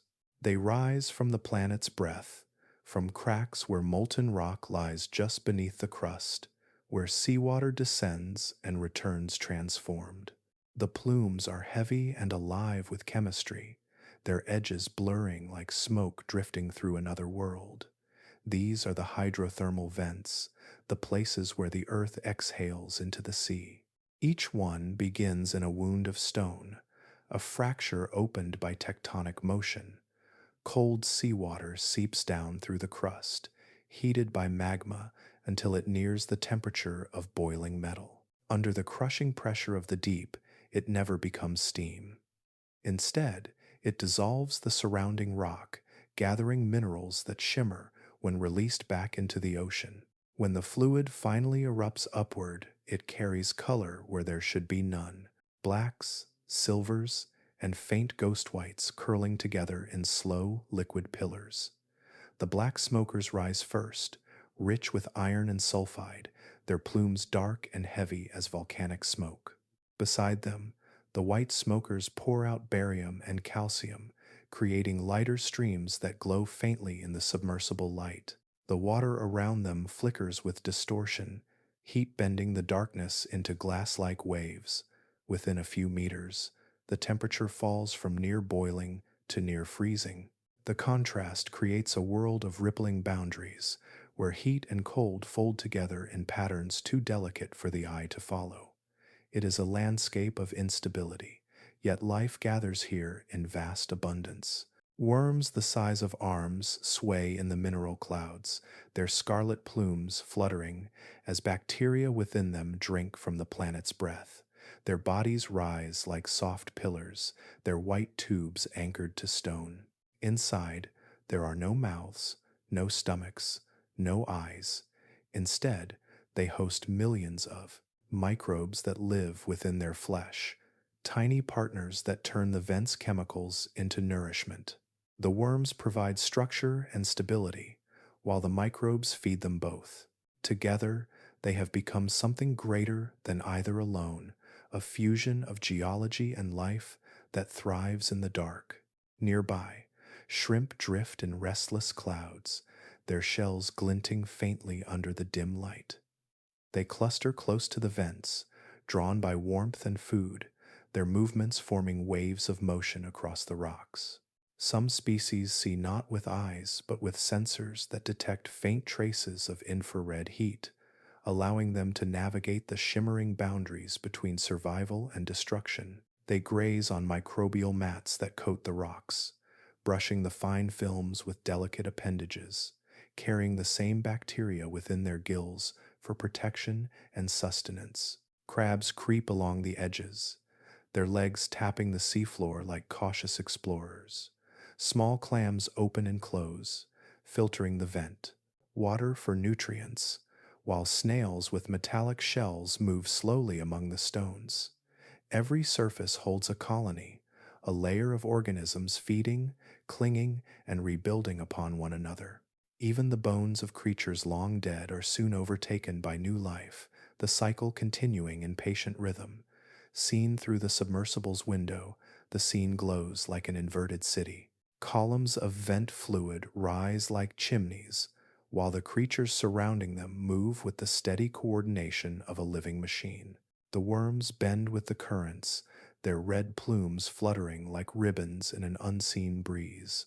Shrimp shimmer as they pass through the light, their bodies flashing with reflections from the mineral haze. Faint vibrations travel through the hull, the pulse of the vents, steady and deep, like the heartbeat of the earth itself.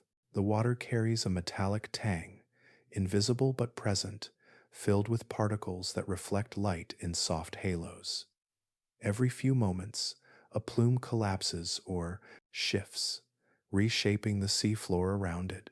New openings form, and with them, new beginnings. Each vent is temporary, destined to fade as the crust cools, but life is already prepared.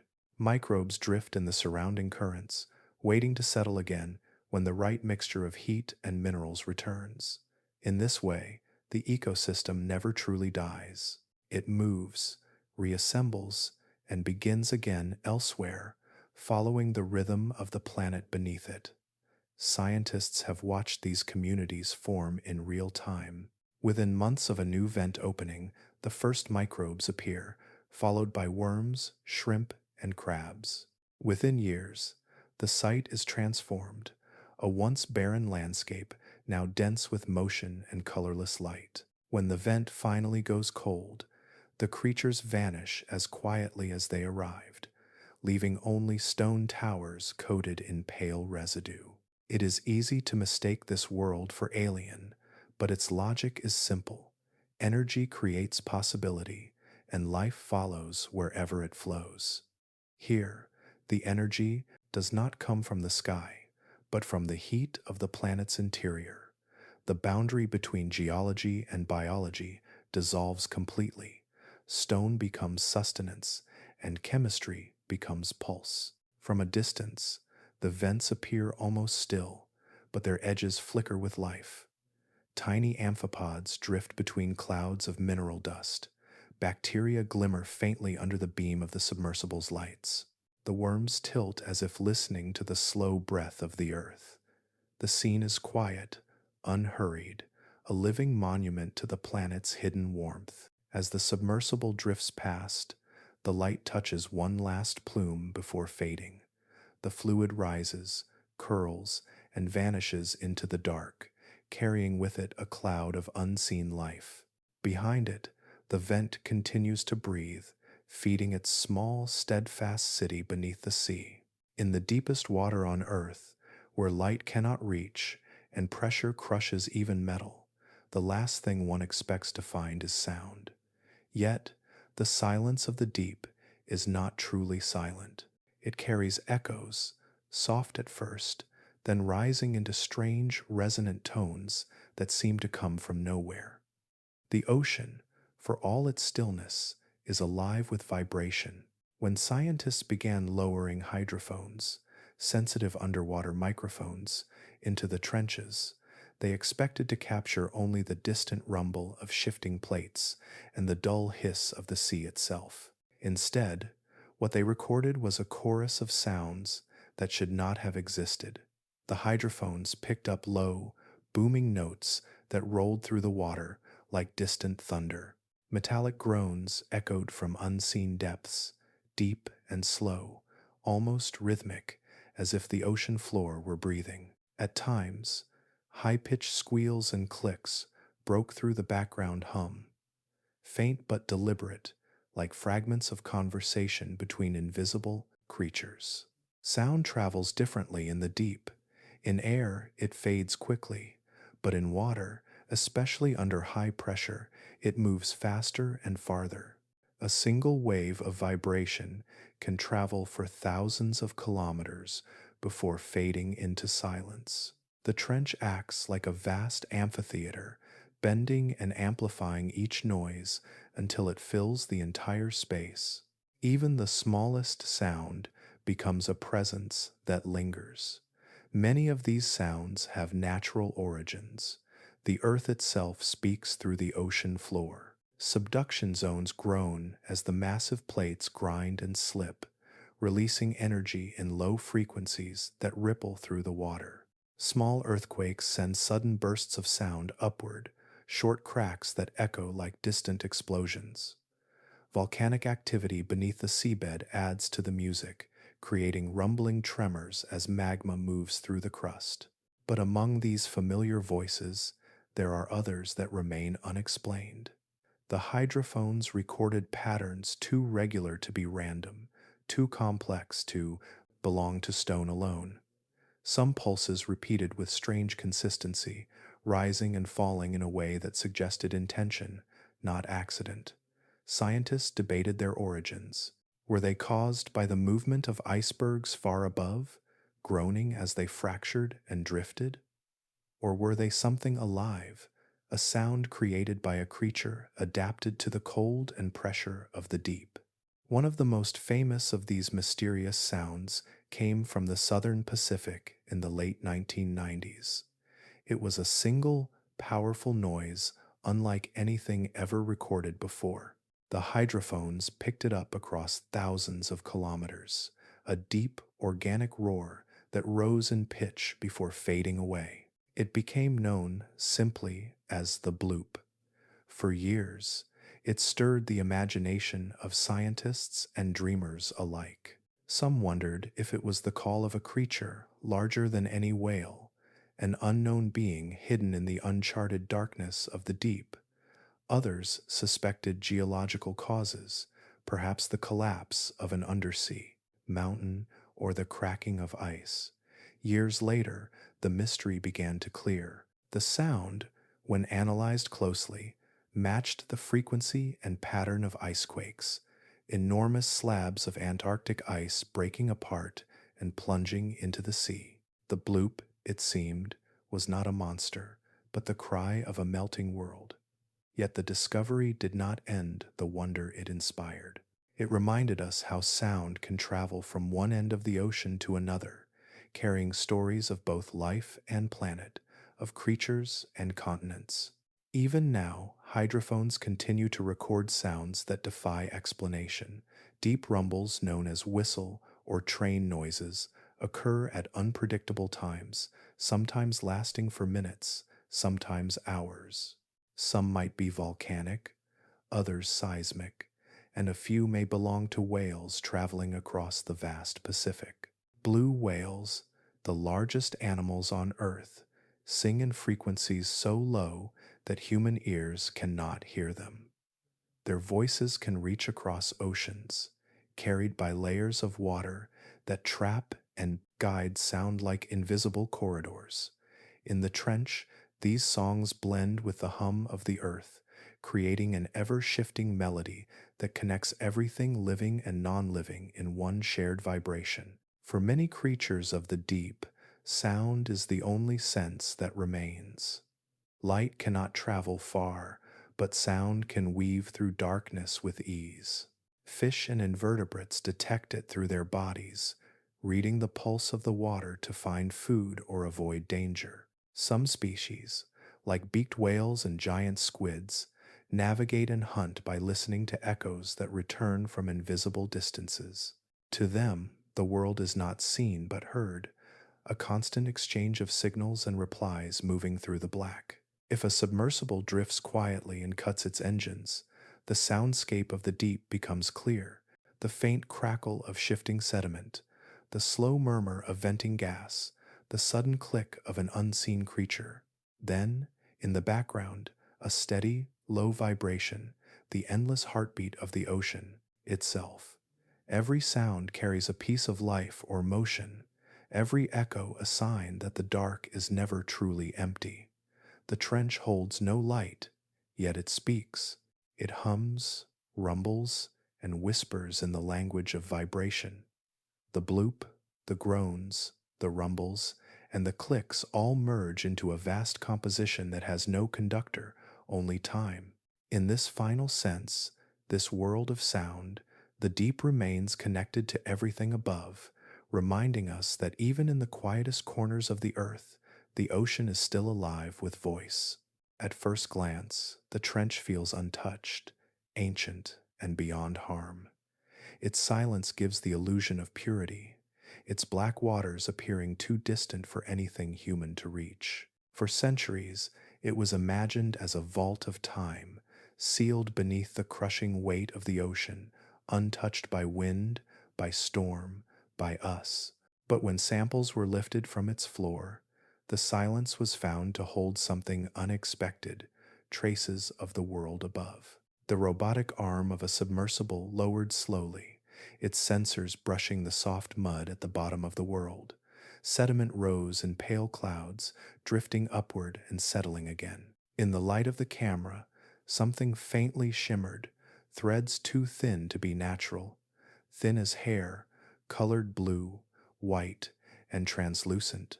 They wound through the mud like veins, looping around shells and fragments of bone, tangled among grains of volcanic ash.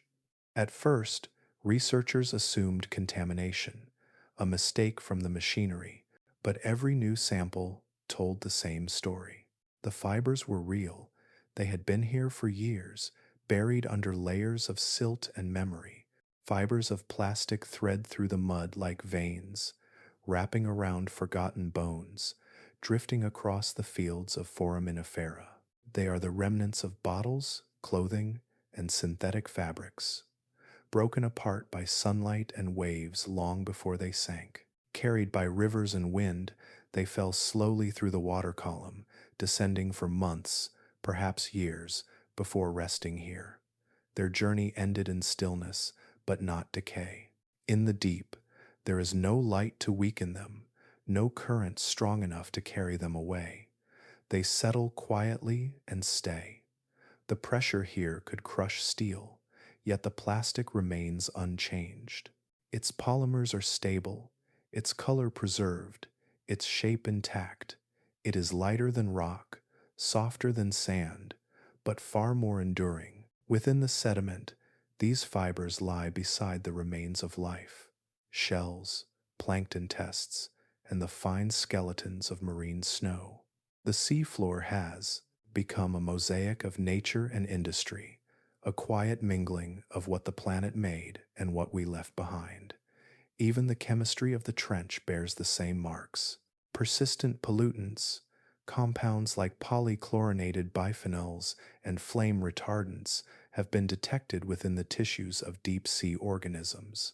These substances, once used in machinery and manufacturing, were banned long ago on the surface, yet they drifted across oceans, bound to dust and droplets, until they sank into the cold. The amphipods and snailfish that move through the sediment carry trace amounts within their bodies. The contamination is invisible but enduring, written into the smallest threads of life. The deep was once thought isolated, but it has revealed itself as a reflection of everything above. Each river, each rainfall, each tide delivers a whisper of the surface world downward. Dust from highways, particles from tires, residues from distant cities, all find their way into the sea. They move unseen through layers of water, gathering weight as they descend, until they vanish into the darkness. But vanishing is not the same as gone. What falls here does not dissolve. It becomes part of the story the planet tells about us. When the submersible's lights sweep across the trench, the scene appears calm, unchanged. The sediment ripples softly under the current, pale and fine, but under that quiet skin lies a record, a layered memory of volcanoes, ice ages, and now the plastic century. Each layer tells of fire, flood, and invention. Together, they are the diary of a planet that remembers everything it has ever touched. Some scientists call this mark the Anthropocene signal, a boundary in the Earth's history that carries the fingerprints of humanity. Even here, 11 kilometers below the surface, the story of our presence is written in microscopic threads and chemical ghosts. It is a record that no wave can erase, sealed in the planet's slow heartbeat of sediment and time. The trench absorbs without protest. Its stillness is its strength, but also its vulnerability. Every particle that falls remains. The deep cannot renew itself as rivers do, cannot cleanse its layers through movement or light. It changes only through burial, through the weight of centuries pressing new sediments over old. What settles here will stay for thousands of years, preserved in a darkness that forgets nothing. A camera drifts past the seafloor, its lights muted. Tiny creatures move across the sediment, stirring the grains into soft spirals. A worm glides through a thread of plastic, unknowing. A shrimp brushes against a strand that glints faintly, as if catching the memory of a lost sunbeam. Nothing here resists what has come. The plastic does not poison them immediately, but it alters the texture of their world, filling spaces once meant for silt and life. Above, storms break and winds carry dust across continents. The surface churns, forgets, and moves on. But below, in the slow gravity of the deep, every trace remains. The trench has become an archive, not of destruction, but of persistence, a quiet museum of everything that once floated on the light. In time, more layers will cover these fragments. The worms will crawl through them, microbes will build around them, and new sediments will fall. The ocean will continue its slow work of burial and remembrance, yet the fibers will stay, preserved in cold darkness, a record of an age when life on the surface began to echo in the quietest corners of the sea. The light from the submersible fades again, the trench returns to shadow, the water settles, and somewhere in that stillness, the plastic threads remain, soft and colorless, holding their place among the bones of the ancient deep, a silent testament to how far the surface has reached. Far beneath the surface, where light fades to nothing and pressure builds until silence becomes its own language, the ocean moves. It does not rush or crash as it does against the shore. Instead, it flows with the patience of centuries, drifting through unseen valleys and rising slowly along distant slopes. These are the deep currents, the quiet arteries of the planet, carrying water, heat, and life across the world. The motion begins far away, at the surface, where wind, temperature, and salt work together to set the ocean in motion. Near the poles, in the cold darkness of winter, seawater begins to freeze. As the ice forms, salt is pushed out, leaving the water beneath it denser and heavier. That water sinks, beginning a slow descent that will take it down thousands of meters into the deep. It drifts along the bottom, pulled by subtle differences in temperature and salinity. This movement is part of what scientists call the thermohaline circulation, a vast conveyor that connects every ocean on Earth. Thermo means heat, haline means salt. Together, they create the forces that drive this global flow. Warm, light water travels along the surface from the tropics toward the poles. Cold, dense water sinks and slides back toward the equator through the deep. The two layers are forever trading places, rising and falling, mixing the ocean into one continuous body. It is a rhythm that moves far slower than wind or tide. The journey of a single drop of water through this cycle can take more than 1,000 years. From the moment it sinks near the Arctic or Antarctic, it drifts through the depths, weaving through trenches, ridges, and valleys, before finally returning to the surface in another ocean to another century. It is one of the most ancient and steady movements on the planet, unseen yet vital. The deep currents do more than move water. They carry the breath of the earth itself. When surface water sinks, it brings with it dissolved gases, oxygen from the completed air, carbon dioxide from the atmosphere. The deep sea stores these gases for centuries, releasing them again only when the water rises back to the surface.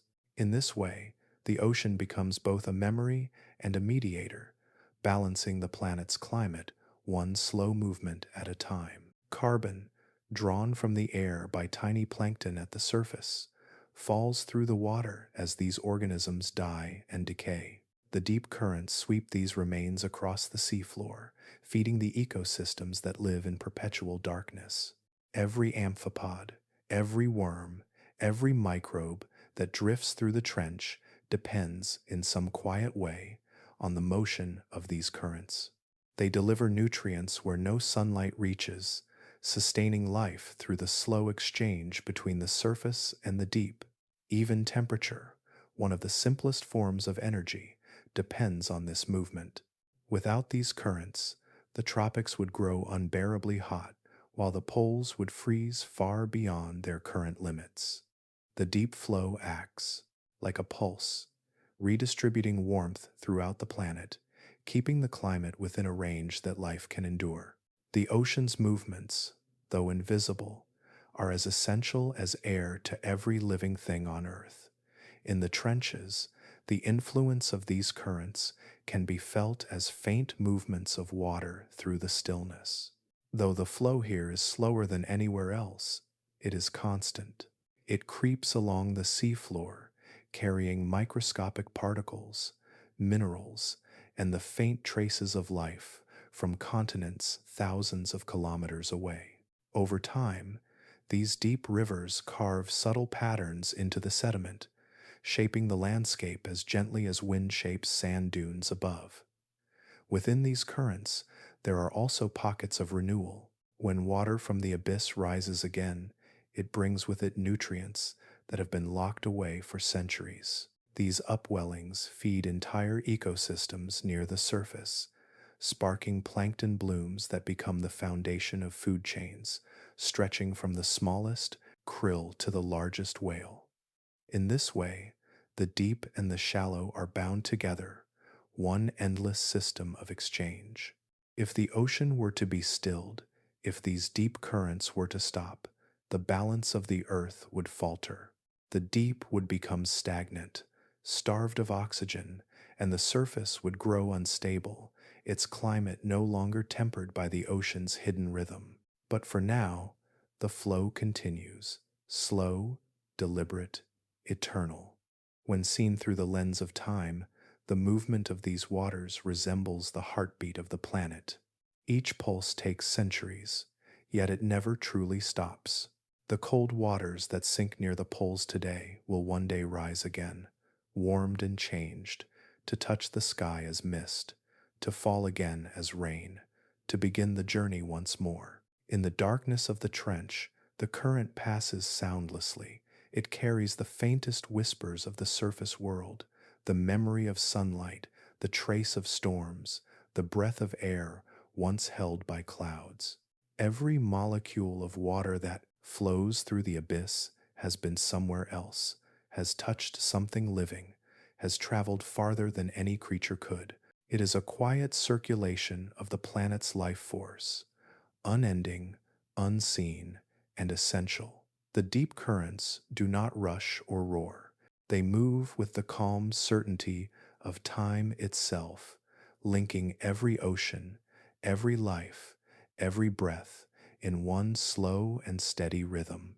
In their motion, the planet finds its balance, and the deep remains forever connected to the light above. Deep beneath the surface, beyond the pull of the tides and the reach of light, the ocean keeps a secret. It holds within its endless dark a vast, invisible vault, one that stores the breath of the planet itself.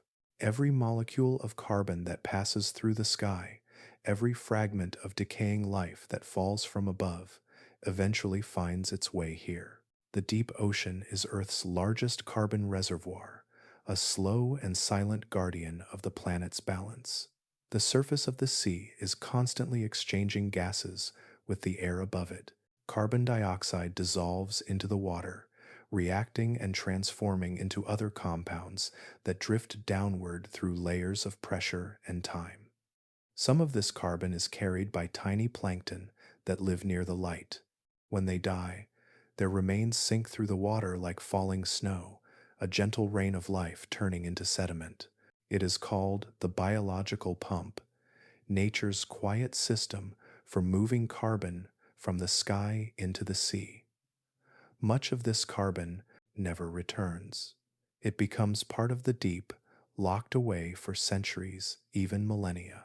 The cold water of the abyss holds more gas than the warm waters near the surface. When carbon sinks here, it stays, trapped in the stillness, circulating slowly through the dark. In this way, the deep ocean acts as a memory of the atmosphere, storing what the planet breathes out and keeping the balance between air, land, and sea. But the true keepers of this vault are smaller than the eye can see. Within the sediments that blanket the trench floor, microbes work endlessly, transforming and binding carbon into new forms. These tiny organisms are chemists of the abyss, feeding not on sunlight, but on the slow decay of organic matter that settles from above. Some break down carbon compounds into simpler molecules, while others trap it within minerals or incorporate it into their own fragile cells. Over time, layers of mud rich in carbon build up like pages in an ancient book, recording the passage of time in chemistry rather than words. Every few centimeters of this sediment can represent hundreds of years. Each layer holds the remains of once living plankton, dissolved shells of microorganisms, and traces of organic carbon reshaped by pressure and microbial activity. The deeper the layer, the older the memory it keeps. Over geological timescales, some of this buried carbon turns into limestone or chalk, solidifying into rock that may one day rise again as part of a distant mountain. The microbes that dwell in the sediment live slowly. Some divide only once in a century, their metabolism reduced almost to stillness, yet their work continues without pause. They manage the planet's carbon cycle one molecule at a time, turning carbon dioxide into compounds that cannot easily escape. Through this endless patience, they help stabilize the climate above. Without them, the air would grow heavy with carbon, trapping more heat and pushing the planet toward imbalance. Even the deep currents, those slow-moving rivers of cold water, play their part. As they drift across the seafloor, they carry carbon-laden water through every ocean basin. Some of this carbon eventually resurfaces after centuries, released again into the atmosphere, but much of it remains below, locked in the deep's cold embrace. The ocean's circulation is not just movement, it is a system of exchange, a quiet negotiation between what the planet gives and what it keeps. When viewed on human timescales, this process feels still, but over thousands of years, it is one of Earth's most powerful rhythms. Volcanic eruptions and weathering of rocks slowly add carbon to the air, while the oceans and their microbes draw it back down. Together, they form a balance that keeps the planet's temperature within the narrow range that allows life to exist. The deep ocean is the anchor in this equation, the hidden weight that steadies the atmosphere above. In some places, researchers have drilled cores from the ocean floor, pulling up columns of sediment that stretch back millions of years. The layers tell stories of shifting climates, ice ages, and warm periods long past. Within these records, scientists can trace how carbon has moved through time, how the ocean has inhaled and exhaled, shaping the fate of the planet. The water that fills the trenches holds more carbon than all the plants and animals on land combined. It moves without sound, without color, yet its influence touches every breath we take. When a wave breaks, when rain falls, when wind stirs across the sea, a small part of that exchange carries the memory of the deep. The ocean's hidden vault is not guarded by walls or doors, but by depth, darkness, and time. It is a place where the remains of life become part of the planet's balance, where carbon is transformed into silence. Every particle that sinks there adds to the slow preservation of the world above, a promise that even in the vast stillness of the deep, the earth continues to breathe in harmony with itself. At the bottom of the ocean, where darkness is absolute and pressure reshapes everything it touches, life continues its quiet work of invention. Here, survival is not a matter of strength, but of structure. Every molecule, every strand of DNA must learn to live under the weight of the sea. In this world of immense compression, the rules of biology begin to bend. Water does not merely surround life, it sculpts it. At such depths, even atoms move differently. Bonds strain under force, proteins lose their shape, and the ordinary order of chemistry begins to falter. Yet, within this near impossible environment, evolution has found ways to keep life intact, folding, twisting, and reinforcing the machinery of cells until fragility becomes resilience. Inside these deep-sea organisms, the architecture of existence has been rewritten. Proteins, those intricate chains that perform every function within a living cell, twist into forms unknown at the surface. Their spirals tighten, their folds become compact, as though nature has pulled them closer together to resist collapse. Every curve is a compromise, a negotiation between pressure and survival. Where ordinary proteins might crumble, these endure, their stability held by invisible bonds that hum quietly in the dark. In their genes, proteins twist differently, folding tighter to resist collapse. These same folds may one day guide how we build medicine for our own fragile cells. The information is written in the same four letters, A, T, C, and G, yet the meaning has changed. Down here, evolution writes in another dialect, one shaped by millions of years beneath the weight of the sea. Cell membranes, too, have evolved beyond recognition. The boundaries that define life are softer here, their lipid layers infused with unique molecules that refuse to harden. These membranes move like silk under pressure, bending rather than breaking, adjusting their structure with every fluctuation in force. Inside them, enzymes continue their delicate work, splitting molecules, copying DNA, building life's patterns, one reaction at a time. When scientists bring samples from these depths into the light, most cannot survive. Their entire chemistry depends on pressure, as if the deep itself is part of their anatomy. In laboratories, they dissolve quietly, unable to hold their shape without the invisible weight that gave them strength. It is a reminder that adaptation here is not general but absolute. These organisms are masterpieces of specificity, tuned perfectly to the silence and gravity of their world. Still, fragments of their biology endure long enough to reveal what evolution has done.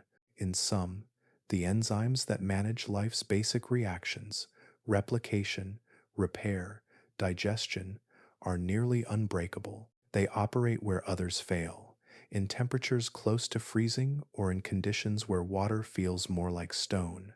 Some enzymes have been isolated and tested at pressures matching those of the trench, continuing to function without hesitation. Their designs are so precise that they remain stable even when transferred to artificial environments. Researchers now study these deep-sea enzymes for what they might teach us. A single, stable molecule, refined through eons of pressure, can become a tool for science on the surface. Enzymes from hydrothermal microbes are already being explored for chemical industries and environmental cleanup, able to catalyze reactions that ordinary enzymes cannot withstand. Others show potential in medicine, where their capacity to repair DNA under stress could inspire new treatments for cellular damage, perhaps even aging itself. The genetic material of these extremophiles carries lessons beyond survival. Some deep-sea microbes possess DNA repair enzymes that act like tiny sculptors, correcting structural damage caused by crushing force. Others generate proteins that shield genetic strands from distortion, wrapping around them like soft armor. Within their sequences, scientists find small variations, silent mutations that alter how molecules interact under pressure. Each difference is a subtle adjustment, a step in an ancient experiment that has never stopped running. Even the rhythm of life itself slows here. Growth and replication move at a pace dictated by scarcity and gravity. A single cell might take days to divide, ensuring that every bond, every fold, and every reaction occurs without error. It is patience made biological, time translated into molecular precision. In this quiet world, life becomes its own engineer. There are no new organs, no striking colors or grand displays, only chemistry perfecting itself in secret. The ocean's pressure, constant and immense, acts as a sculptor more patient than any hand. Under its influence, DNA learns to endure what should be impossible. The study of these systems has changed how scientists see life as a whole. Once, biology was thought to obey narrow limits, a set temperature, a gentle range of pressure, a dependence on air and light. But the organisms of the deep have expanded those limits beyond imagination. They show that life is not defined by comfort, but by possibility. Every adaptation written into their genes is a message about persistence, one molecule at a time. In the dark, the submersible's light catches nothing visible, only the drifting haze of particles, the quiet pulse of unseen chemistry. Yet all around, within the mud, the water, and the cells of invisible beings, evolution continues its patient dialogue. Pressure speaks, DNA answers, bonds shift, twist, and hold. And somewhere within those strands lies a code older than the sea itself, a record of how life has learned to survive, not by resisting the deep, but by becoming part of it. In the deep ocean, time moves differently. It is not measured by seasons or sunlight, but by the slow drift of particles through black water, by the rhythm of currents that take centuries to complete a single circuit around the globe. Down here, where warmth never arrives and sound barely carries, life has learned to move with the pace of stone. Every heartbeat, every cell division, every motion is drawn out across years, sometimes across ages. The creatures of the trench do not rush. They exist in a patience so complete it seems almost beyond life itself. The pressure of the abyss makes haste impossible. Energy is scarce, and food arrives only in fragments, a drifting flake of marine snow, a fragment of decay falling from the distant world above. To survive, the organisms of the deep must conserve everything. They grow not in leaps but in whispers. For some, a single millimeter of growth may take an entire year. Their movements are slow, their metabolism reduced to the faintest pulse. The amphipods that scavenge along the seafloor drift gently through the sediment, their translucent bodies flickering with the faint reflection of the submersible's lights. They live quietly, feeding on what the ocean gives, then waiting for months before another meal appears. The deep-sea snailfish, nearly weightless in form, may live for decades, drifting through the same stretch of darkness without ever needing to migrate. Even the microbes in the sediment measure their existence on a scale that humans can hardly imagine. Some divide only once in 100 years, yet in that stillness, their lineage continues unbroken. Every form of life here has been shaped by endurance. A coral growing on an undersea ridge may live for thousands of years, its skeleton recording each passing century like the rings of a tree. Some sponges, found in the coldest depths, have been alive since before the first human civilizations began to write their histories. Their bodies expand by less than a provot millimeter each year, and yet they survive through ice ages, volcanic eruptions, and shifting continents. Time touches them gently, as though the deep itself protects them from change. The trench's stillness is not empty, but full of quiet motion too slow for the eye to see. Sediment drifts downward, layering grain upon grain. Bacteria feed on what settles, turning waste into energy, passing it through invisible chains that stretch across millennia. The water itself moves with the same patience, cycling through the trench as part of the planet's vast oceanic circulation. What enters the abyss today may not rise again to the surface for 1,000 years. This slowness is not weakness but mastery. Life here has adapted to scarcity, not by fighting it, but by flowing with it. The deep-sea creatures have tuned their existence to match the rhythm of their world, surviving where energy is rare and change is dangerous. Their patience is written into every aspect of their biology. The bones of deep-dwelling fish are soft and flexible, saving energy by avoiding unnecessary strength. Their cells operate at low temperatures, their reactions carefully measured to avoid waste. Even their DNA carries traces of this restraint, genes that activate only when needed, conserving energy across long spans of time. In the trench, death is not sudden. When a creature dies, its body drifts slowly downward, sometimes taking weeks to reach the seafloor. There it becomes part of the sediment, a quiet contribution to the endless cycle of the deep. Its molecules are reused, broken down by microbes that have existed in the same layer of mud for thousands of years. In this way, life and death merge seamlessly. There is no decay that is not also renewal, no end that is not also a beginning. The silence of the trench is not the absence of sound, but the sound of time stretched thin.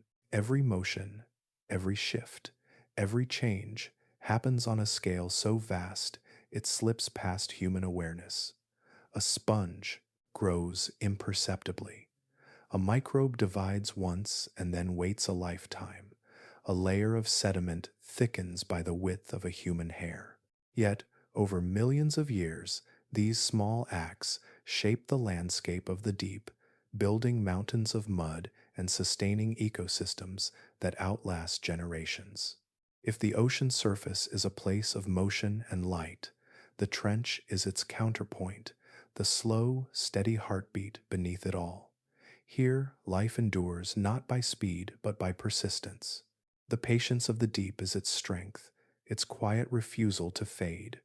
Each creature, from the smallest bacterium to the largest fish, is part of a rhythm that has continued for as long as the earth has held water.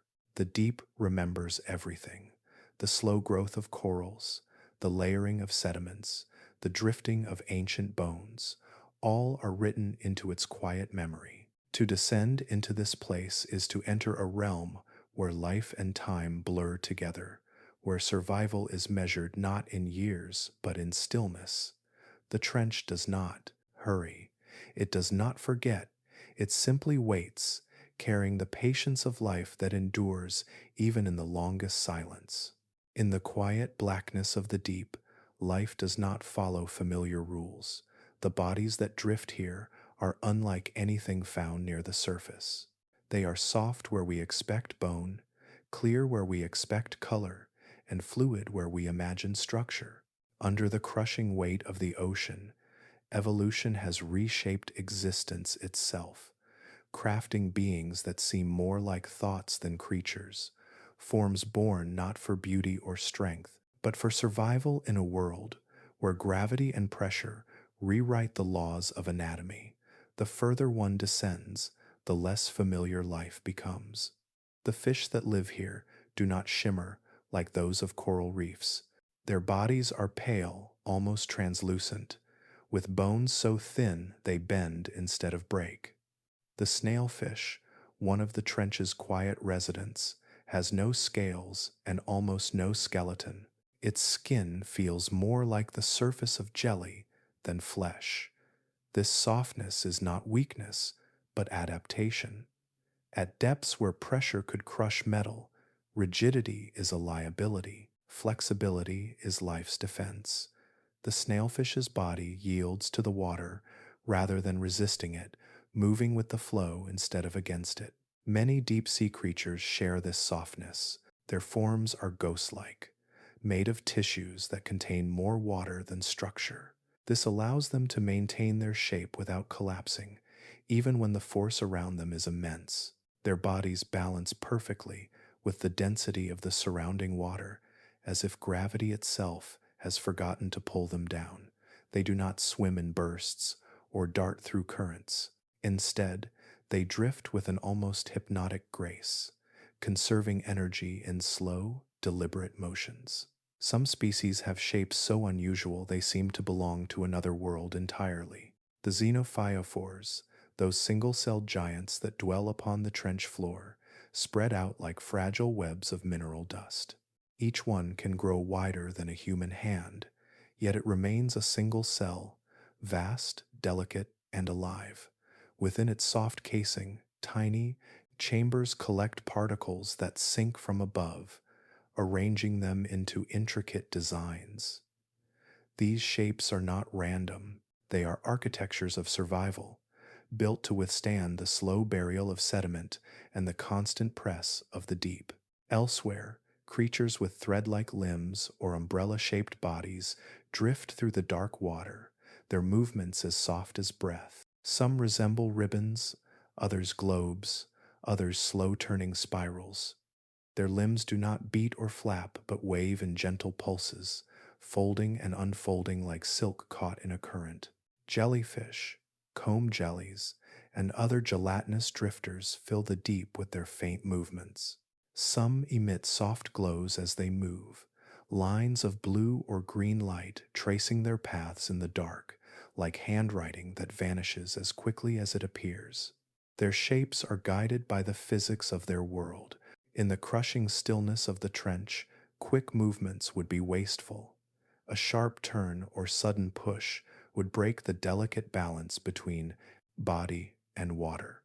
So, evolution has chosen stillness, transparency, and elasticity.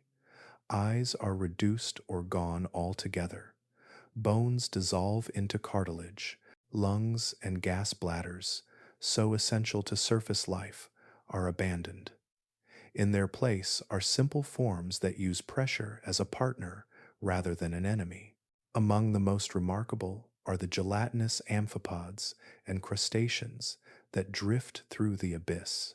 Their exoskeletons are thin and flexible, reinforced not with calcium, but with trace metals like aluminum, which they extract from seawater using chemistry no other animals possess. This metal forms a protective coating around their bodies, allowing them to withstand depths that would crush harder shells.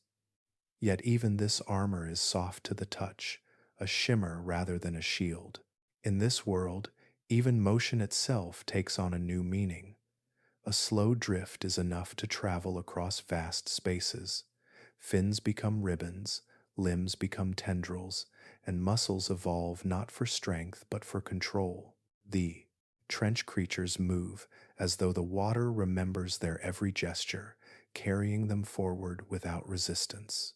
Their shapes are built for efficiency, not speed, the slow art of surviving where nothing can hurry. The diversity of forms found here blurs the line between animal, plant, and mineral. Some organisms look like floating snowflakes. Others cling to rocks, branching into feathery fans that sway as if breathing. There are creatures that seem to be made entirely of threads, transparent and glimmering, their bodies stretched thin across the water. Each one is a response to the same relentless forces: pressure, cold, and darkness. And each one answers differently, creating a gallery of forms that no artist could imagine, yet all are born from the same simple laws of physics and adaptation. Even within this silence, these shapes reveal movement, the slow rearrangement of life around the boundaries of possibility. In a world where rigidity would mean death, everything is soft, fluid, and open to change. The trench is not a grave of evolution, but its workshop, where life is continuously refined into forms that defy imagination. Seen through the dim lights of a submersible, the creatures of the deep do not look strange because they are alien. They look strange because they have freed themselves from the limits of surface life. They move without bones, live without light, and thrive where gravity itself seems to fade. Their existence reminds us that life does not cling to a single shape or rule. It adapts, flows, and endures, no matter how heavy the darkness becomes. And so, the deep remains filled with movement, slow, deliberate, beautiful in its quiet defiance. Every strange shape drifting through the trench is a message written in living form, that even under unimaginable pressure, life continues to find a way to dance. The deep ocean is never truly still. Beneath the silence and the cold, the earth moves. Its crust bends, grinds, and shifts with the slow strength of continents drifting over molten rock. Most of this movement goes unnoticed, hidden beneath miles of water, yet the life that dwells in the abyss feels every tremor. Down here, where sight and sound are swallowed by darkness, it is motion itself that speaks, vibrations through the seafloor, ripples in the current, a pulse that travels farther than light ever could. When the ground begins to stir, even slightly, the deep feels it first. Pressure waves ripple outward through the sediment, traveling faster than sound, spreading through the water like an invisible heartbeat. To human instruments, these tremors appear as sharp spikes on a graph, but to the creatures of the trench, they are lived experiences, a low hum through the bones, a shift in the water that changes everything. Some of the first to react are the smallest. Microbes within, the sediment sense shifts in chemical gradients as the seafloor cracks or shifts. These tiny organisms, buried deep in the mud, often live along fractures where heat and minerals seep from below. When the Earth moves, their world changes in an instant. Nutrients rise, gas bubbles escape, and pockets of energy briefly flare to life. For them, an earthquake is not disaster but opportunity, a sudden rewriting of the chemistry they depend on. As the tremor moves upward, it touches the larger world of the deep. Amphipods scurry through the silt, their antennae twitching as they detect vibrations long before the quake reaches full strength. Fish hover motionless, suspended in water that trembles as if alive. Even the delicate Xenophyophores, those single-celled giants that rest on the seafloor, respond to the disturbance, folding inward as if in reflex, protecting their fragile structures from the shifting grains of sediment that swirl around them. Then comes the moment when the pressure wave reaches the open water. The entire trench seems to breathe. Currents surge upward, carrying with them clouds of fine dust that have lain undisturbed for years. Light from the submersible flickers against the haze, revealing shapes that twist and vanish as the sediment blooms. For a few seconds, the deep turns cloudy, filled with the slow-motion storm of the Earth's own heartbeat. It is in these moments that something else appears, light, faint and brief, but unmistakable. Bioluminescent organisms, disturbed by the sudden vibration, begin to glow. Some flash as a defense mechanism, startled into luminescence as they drift through the churning water. Others, like certain species of shrimp and jellyfish, produce pulses of light that seem to move in waves, almost in rhythm with the quake itself. To the human eye, it looks like a storm of stars igniting within the sea, as if the ocean were echoing the movement below with its own quiet language of light. Researchers studying these events have begun to notice patterns. Before some underwater earthquakes, sensors placed in deep trenches detect subtle changes in bioluminescent activity. The flashes increase slightly, as if the organisms sense the coming tremor before the Earth releases it. It may be that small vibrations, undetectable to human instruments, reach them first, triggering the response. Or perhaps they feel the shift in pressure before the crust moves. Whatever the reason, these creatures have become silent messengers of what is to come, natural sensors responding instinctively to the pulse of the planet. After the quake, the landscape often changes. Slopes collapse into the abyss, creating submarine landslides that send torrents of mud and rock tumbling through the trench. These movements reshape the seafloor, carving new channels and burying others. For a time, life retreats. The water fills with debris, and the sediment settles slowly, like snow in a shaken globe. Yet before long, creatures return, drawn by the nutrients released from the disturbed ground. Microbes bloom again in the fresh mineral deposits, and scavengers arrive to feed on the detritus carried down from above. In this way, the deep transforms motion into renewal. What begins as an earthquake becomes a cascade of change that feeds and reshapes life at every level. Even destruction, here, is part of the rhythm, a slow cycle of disturbance and recovery that has continued since the ocean first formed. The deep ocean is not just a witness to these movements, it is part of them. Its immense weight presses against the crust, guiding the motion of the plates. Its currents carry the heat released from below. Every tremor that passes through the trench is absorbed, echoed, and remembered in its sediments. When scientists study the chemical layers of the ocean floor, they find traces of these events preserved: bands of disturbed mud, sudden bursts of mineral richness, the fossilized outlines of creatures caught in the compressed flow. Each layer is a heartbeat in stone, a record of the Earth's living pulse. In the darkness, where no eyes can see and no sound can travel far, life listens to the Earth in the only way it can, through motion. Every vibration, every quake, every shift in the current is felt and answered. The deep does not resist or flee. It moves with the planet, glowing softly in the dark as the earth speaks beneath it. Far below the shifting surface of the sea, beneath the drifting snow of organic matter and the quiet work of unseen creatures, the trench keeps its secrets. It does not forget. Every grain that settles here, every trace of life that falls from the upper waters, becomes part of an unbroken record of the planet's memory. Layer upon layer, the seafloor deepens its story, written not in ink but in sediment, a slow accumulation of dust, shells, and minerals that stretches back through millions of years. In the deepest parts of the ocean, where sunlight has never touched, the floor grows quietly thicker with time. Each year, an almost invisible film of particles drifts down, tiny remains of plankton, fragments of volcanic ash, and microscopic minerals carried by the wind from continents far away. These particles settle one over another, pressed gently by the weight of the sea. The process is so slow that a single centimeter of new sediment can take thousands of years to form.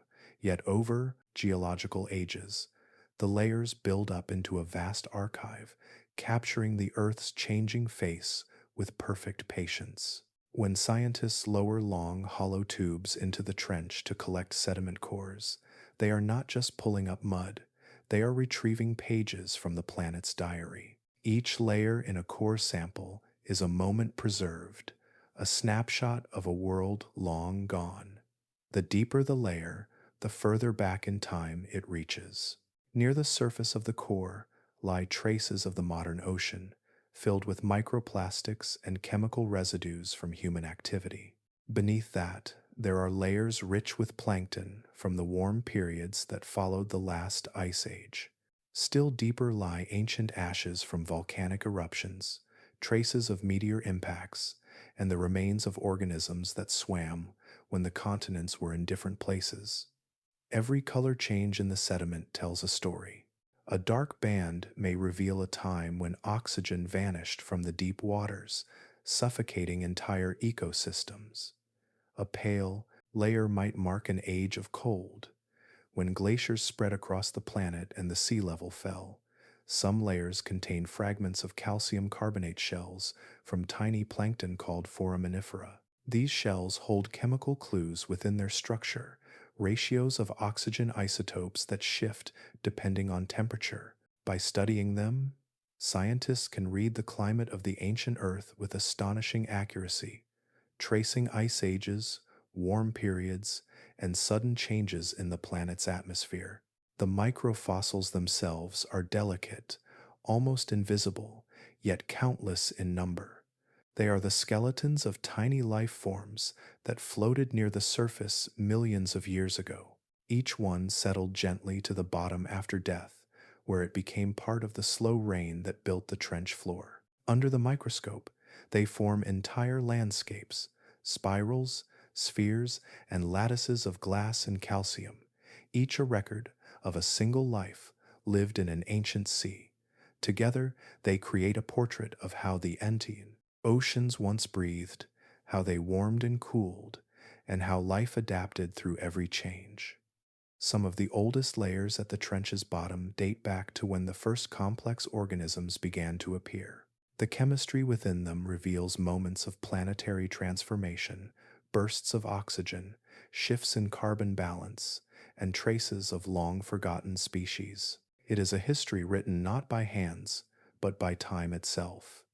The trench holds the memory of volcanic winters, of continents colliding, of oceans opening and closing.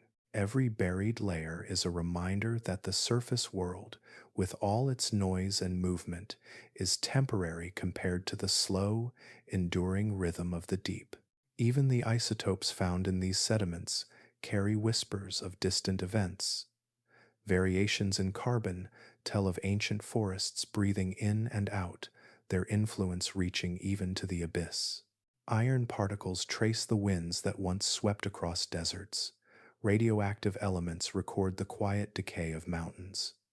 Within a few centimeters of mud lies evidence of storms, fires, and extinctions that reshaped the planet countless times over. When a sediment core is lifted from the trench and split open in a laboratory, the smell of ancient seawater drifts into the air. Scientists run their fingers along the layers, reading the texture of time. The finest bands are almost too small to see, yet they capture entire eras, thousands of years compressed into thin, fragile lines. Under gentle light, the colors fade from gray to black to pale beige, each hue a different ocean, a different world. What makes the trench so remarkable is its stillness. Unlike the shallow seafloor, where currents and waves erase old layers, the depths remain undisturbed. No storms reach here, no tides stir the mud. The record remains unbroken, a continuous scroll stretching back through epochs. In this untouched quiet, the planet's memory is safe. Every sample taken from the trench connects the present to the distant past.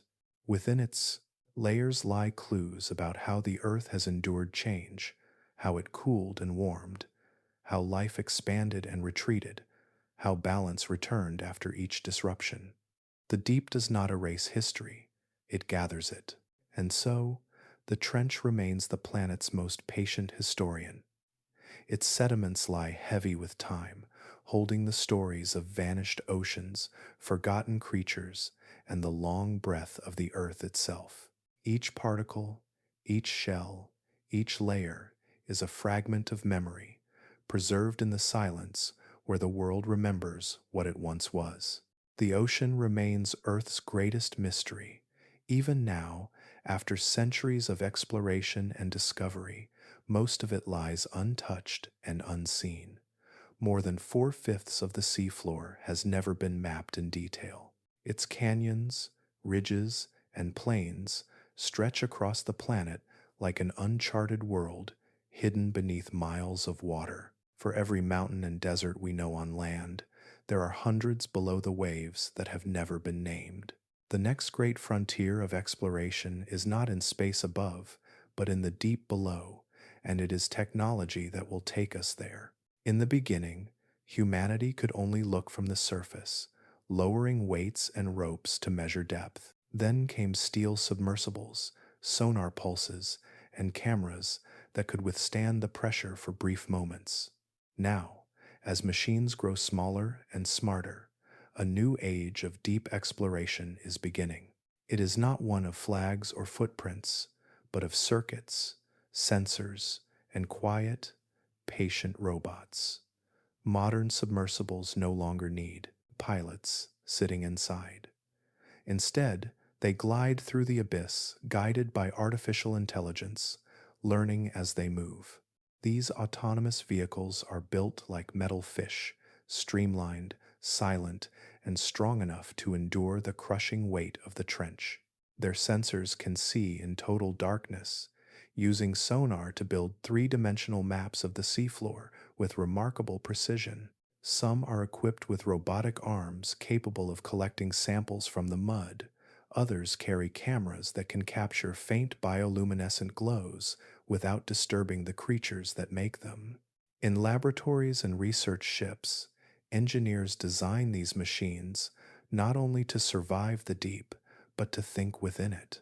Each dive teaches the next one what to expect, where currents might shift, where slopes are unstable, where life might hide.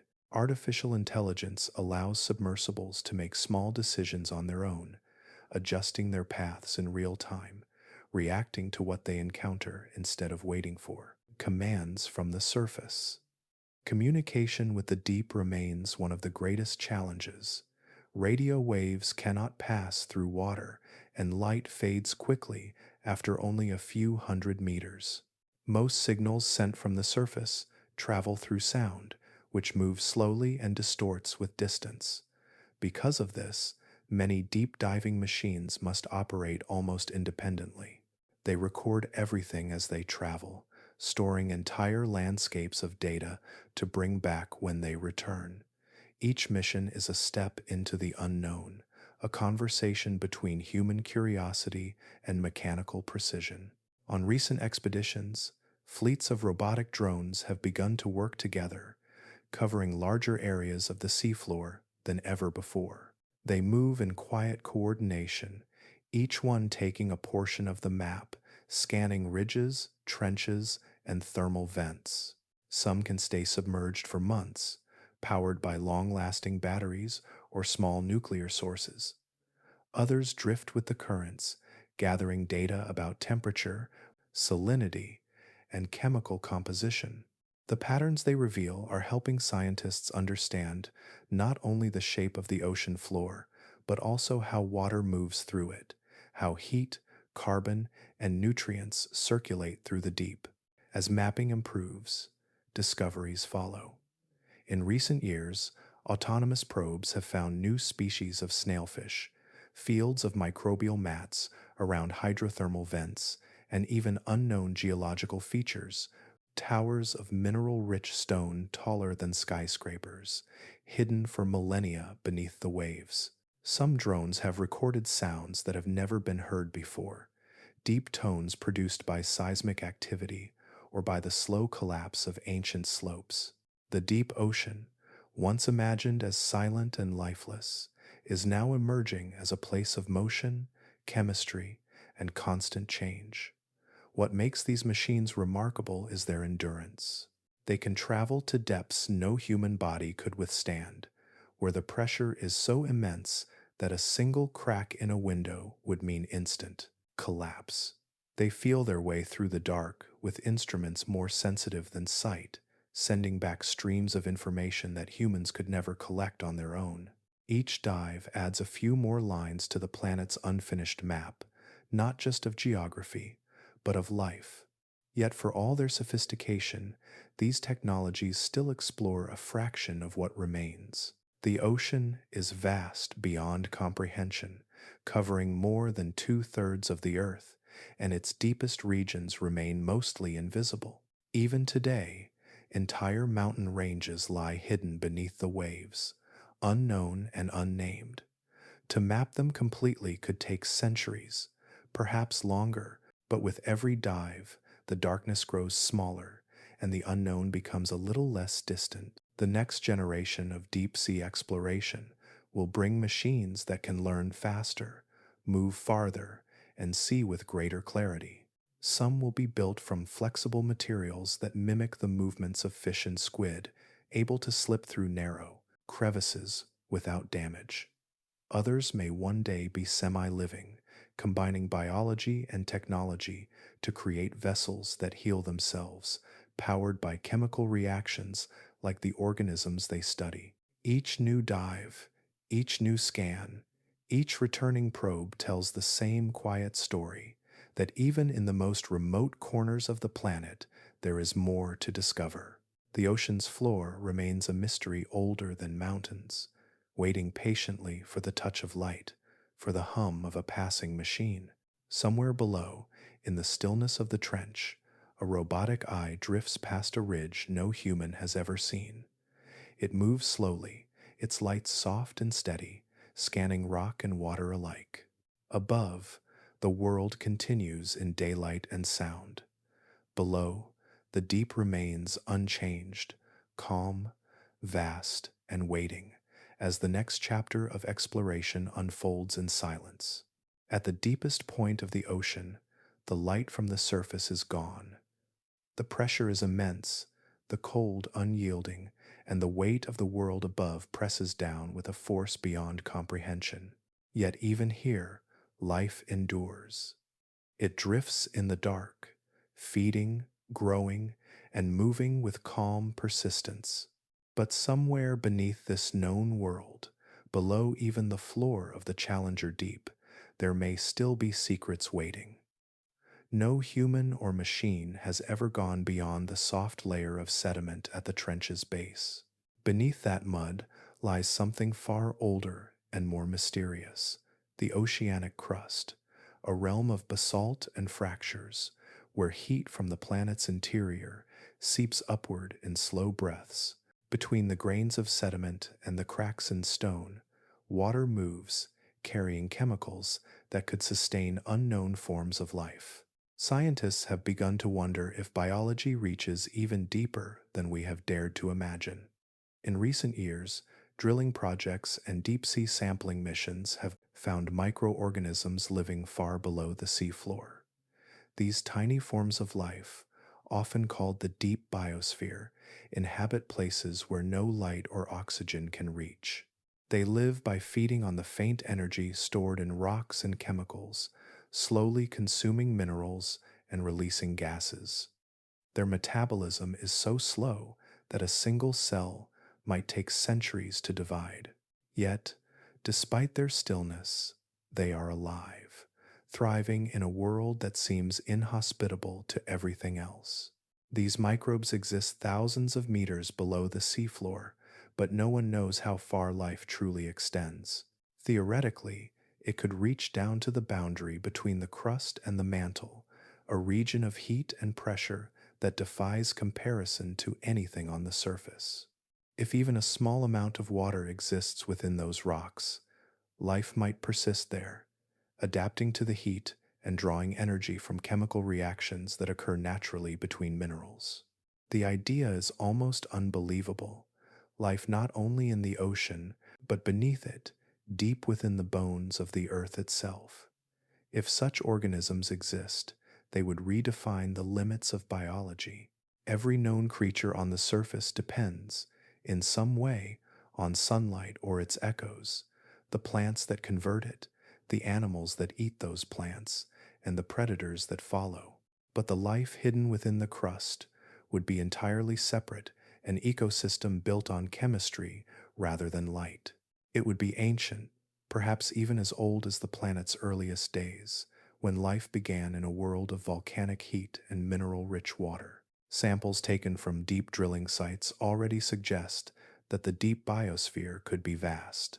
Bacteria and archaea have been found in cores drilled from miles below the seabed, their DNA intact and active. In some places, these tiny cells outnumber all the life found in the open ocean above them. Yet most of them have never been cultured or observed directly. Their existence is known only through traces, faint signals in the mud, fragments of genes that whisper of unseen worlds. The deeper we look, the more uncertain the boundary between life and non-life becomes. In extreme pressure and heat, chemical reactions begin to mimic the patterns of biology. Molecules self-organize, energy flows, and complex systems emerge. Somewhere along that line, the difference between a living cell and a reacting rock grows thin. The trench, and the crust below it, may hold the key to understanding that border, the precise point where chemistry becomes life. For now, our tools are limited. Even the most advanced submersibles cannot drill deep enough to reach the mantle. Our sensors can detect movement, heat, and magnetism, but not the subtle presence of a living microbe hidden within stone. We rely on indirect clues, gases rising from vents, unusual isotopes in minerals, or faint traces of organic molecules in the mud. Each discovery feels like a message from a world we cannot yet touch. What lies beneath the Challenger Deep may remain beyond reach for generations. Perhaps there are no creatures there at all, only the quiet chemistry of rock and water. Or perhaps there are forms of life so small and patient that time itself moves differently for them. Beings that have lived in darkness since before continents drifted apart, breathing the minerals of the earth and waiting for nothing. The question of how deep life can go is not only about distance, but about possibility. It asks whether life is a fragile accident or a natural outcome of the universe, whether it needs warmth and light, or whether it will appear anywhere that energy can flow. The search beneath the ocean's floor is, in a way, a search for the edge of life itself. In the quiet beneath the trench, where sound fades and pressure becomes absolute, that question still waits. The instruments that sink into the abyss listen and measure, recording the Earth's slow heartbeat. But the answers remain hidden, sealed in the rock and heat below. The deepest mystery of all may not be what we have yet to see, but how far life is willing to go to exist at all. In the farthest reaches of the ocean, beneath the weight of all the water in the world, life persists. It moves slowly, gently, without hurry, woven into the darkness like a quiet pulse that has never stopped. Down here, the rules are different. Light has no power, warmth is rare, and pressure crushes everything that does not yield. Yet still, in this endless night, life endures. Each organism that survives in the trench is a story of resilience written in silence. Transparent fish drift through black water with skin so thin that their organs glow faintly beneath it. Amphipods scavenge among the soft sediments, their bodies bending effortlessly with the flow. Microbes live in the mud, unseen but unyielding, feeding on the chemistry of the earth itself. Nothing here fights against the deep. It survives by becoming part of it, adapting so completely that survival looks like stillness. In the cold darkness, there is a quiet order. The deep does not rush or compete, it waits. Every motion is deliberate, every flick of a fin, every pulse of light a whisper of purpose. The creatures here have mastered endurance, not through power, but through patience. Their world teaches that strength can exist in gentleness, and that persistence can take the shape of calm. Far above them, the ocean glimmers with storms and sunlight. Waves crash against the surface, winds sweep across continents, and the air hums with the motion of life. But the trench is timeless. It holds the stillness that the surface has forgotten, a stillness that humankind can only visit for a moment before being pulled back upward. When explorers descend, surrounded by metal and light, they glimpse something that feels almost sacred. The deep does not greet or resist them. It simply exists, vast and unchanged, older than memory. In the hum of the submersible, humans bring their own pulse into that quiet world. The soft vibration of machines, the faint glow of instruments, the slow exhale of air from tanks, all are reminders of how fragile we are compared to the creatures that live there. Yet still, we go.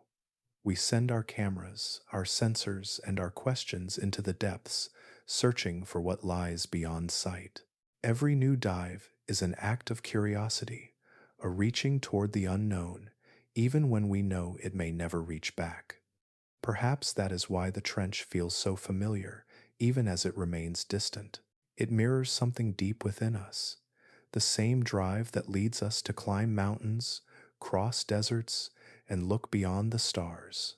The urge to understand what lies beneath the surface of things is not only scientific, it is human. The trench is a reflection of that need, a symbol of our endless desire to see further, to know more, to find meaning in the unseen. And yet, the more we discover, the more we realize how small we truly are. The life that thrives in the deep does not depend on us, nor does it acknowledge our presence. It has existed for millions of years before our species learned to walk upright. Still, in its quiet survival, there is a connection, not one of dependence, but of belonging. Every breath of air we take began as oxygen produced by the sea. Every drop of rain once fell from its surface. Even the life we find in the deepest trench shares the same ancient molecules as we do. In that realization, the abyss no longer feels distant. It feels familiar, like a part of the same story. The microbes buried in the mud, the fish that glow in the dark, the worms that feed near volcanic vents, all are chapters in the same long book of existence. They speak in the language of endurance, of adaptation, of quiet continuity.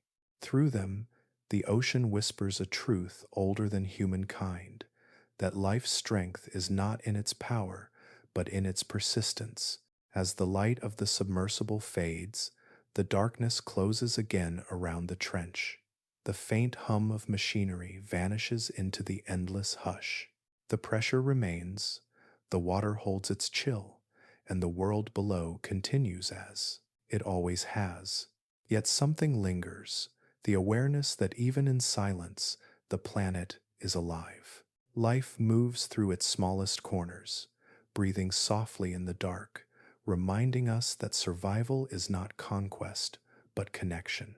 In every hidden place, from the floor of the trench to the cold soil beneath our feet, the same message endures. We are smaller than we imagine, yet more connected than we know. The deep ocean holds that truth in its quiet depths, carrying it through time like a heartbeat beneath the earth. If one listens closely, even from the surface, the ocean hums faintly in the distance. It is not a voice, not a song, but something softer, a memory of the deep, of life enduring against all odds. It is the sound of the abyss breathing, slow and steady, as the planet dreams in blue, and somewhere in that rhythm, we are part of it too.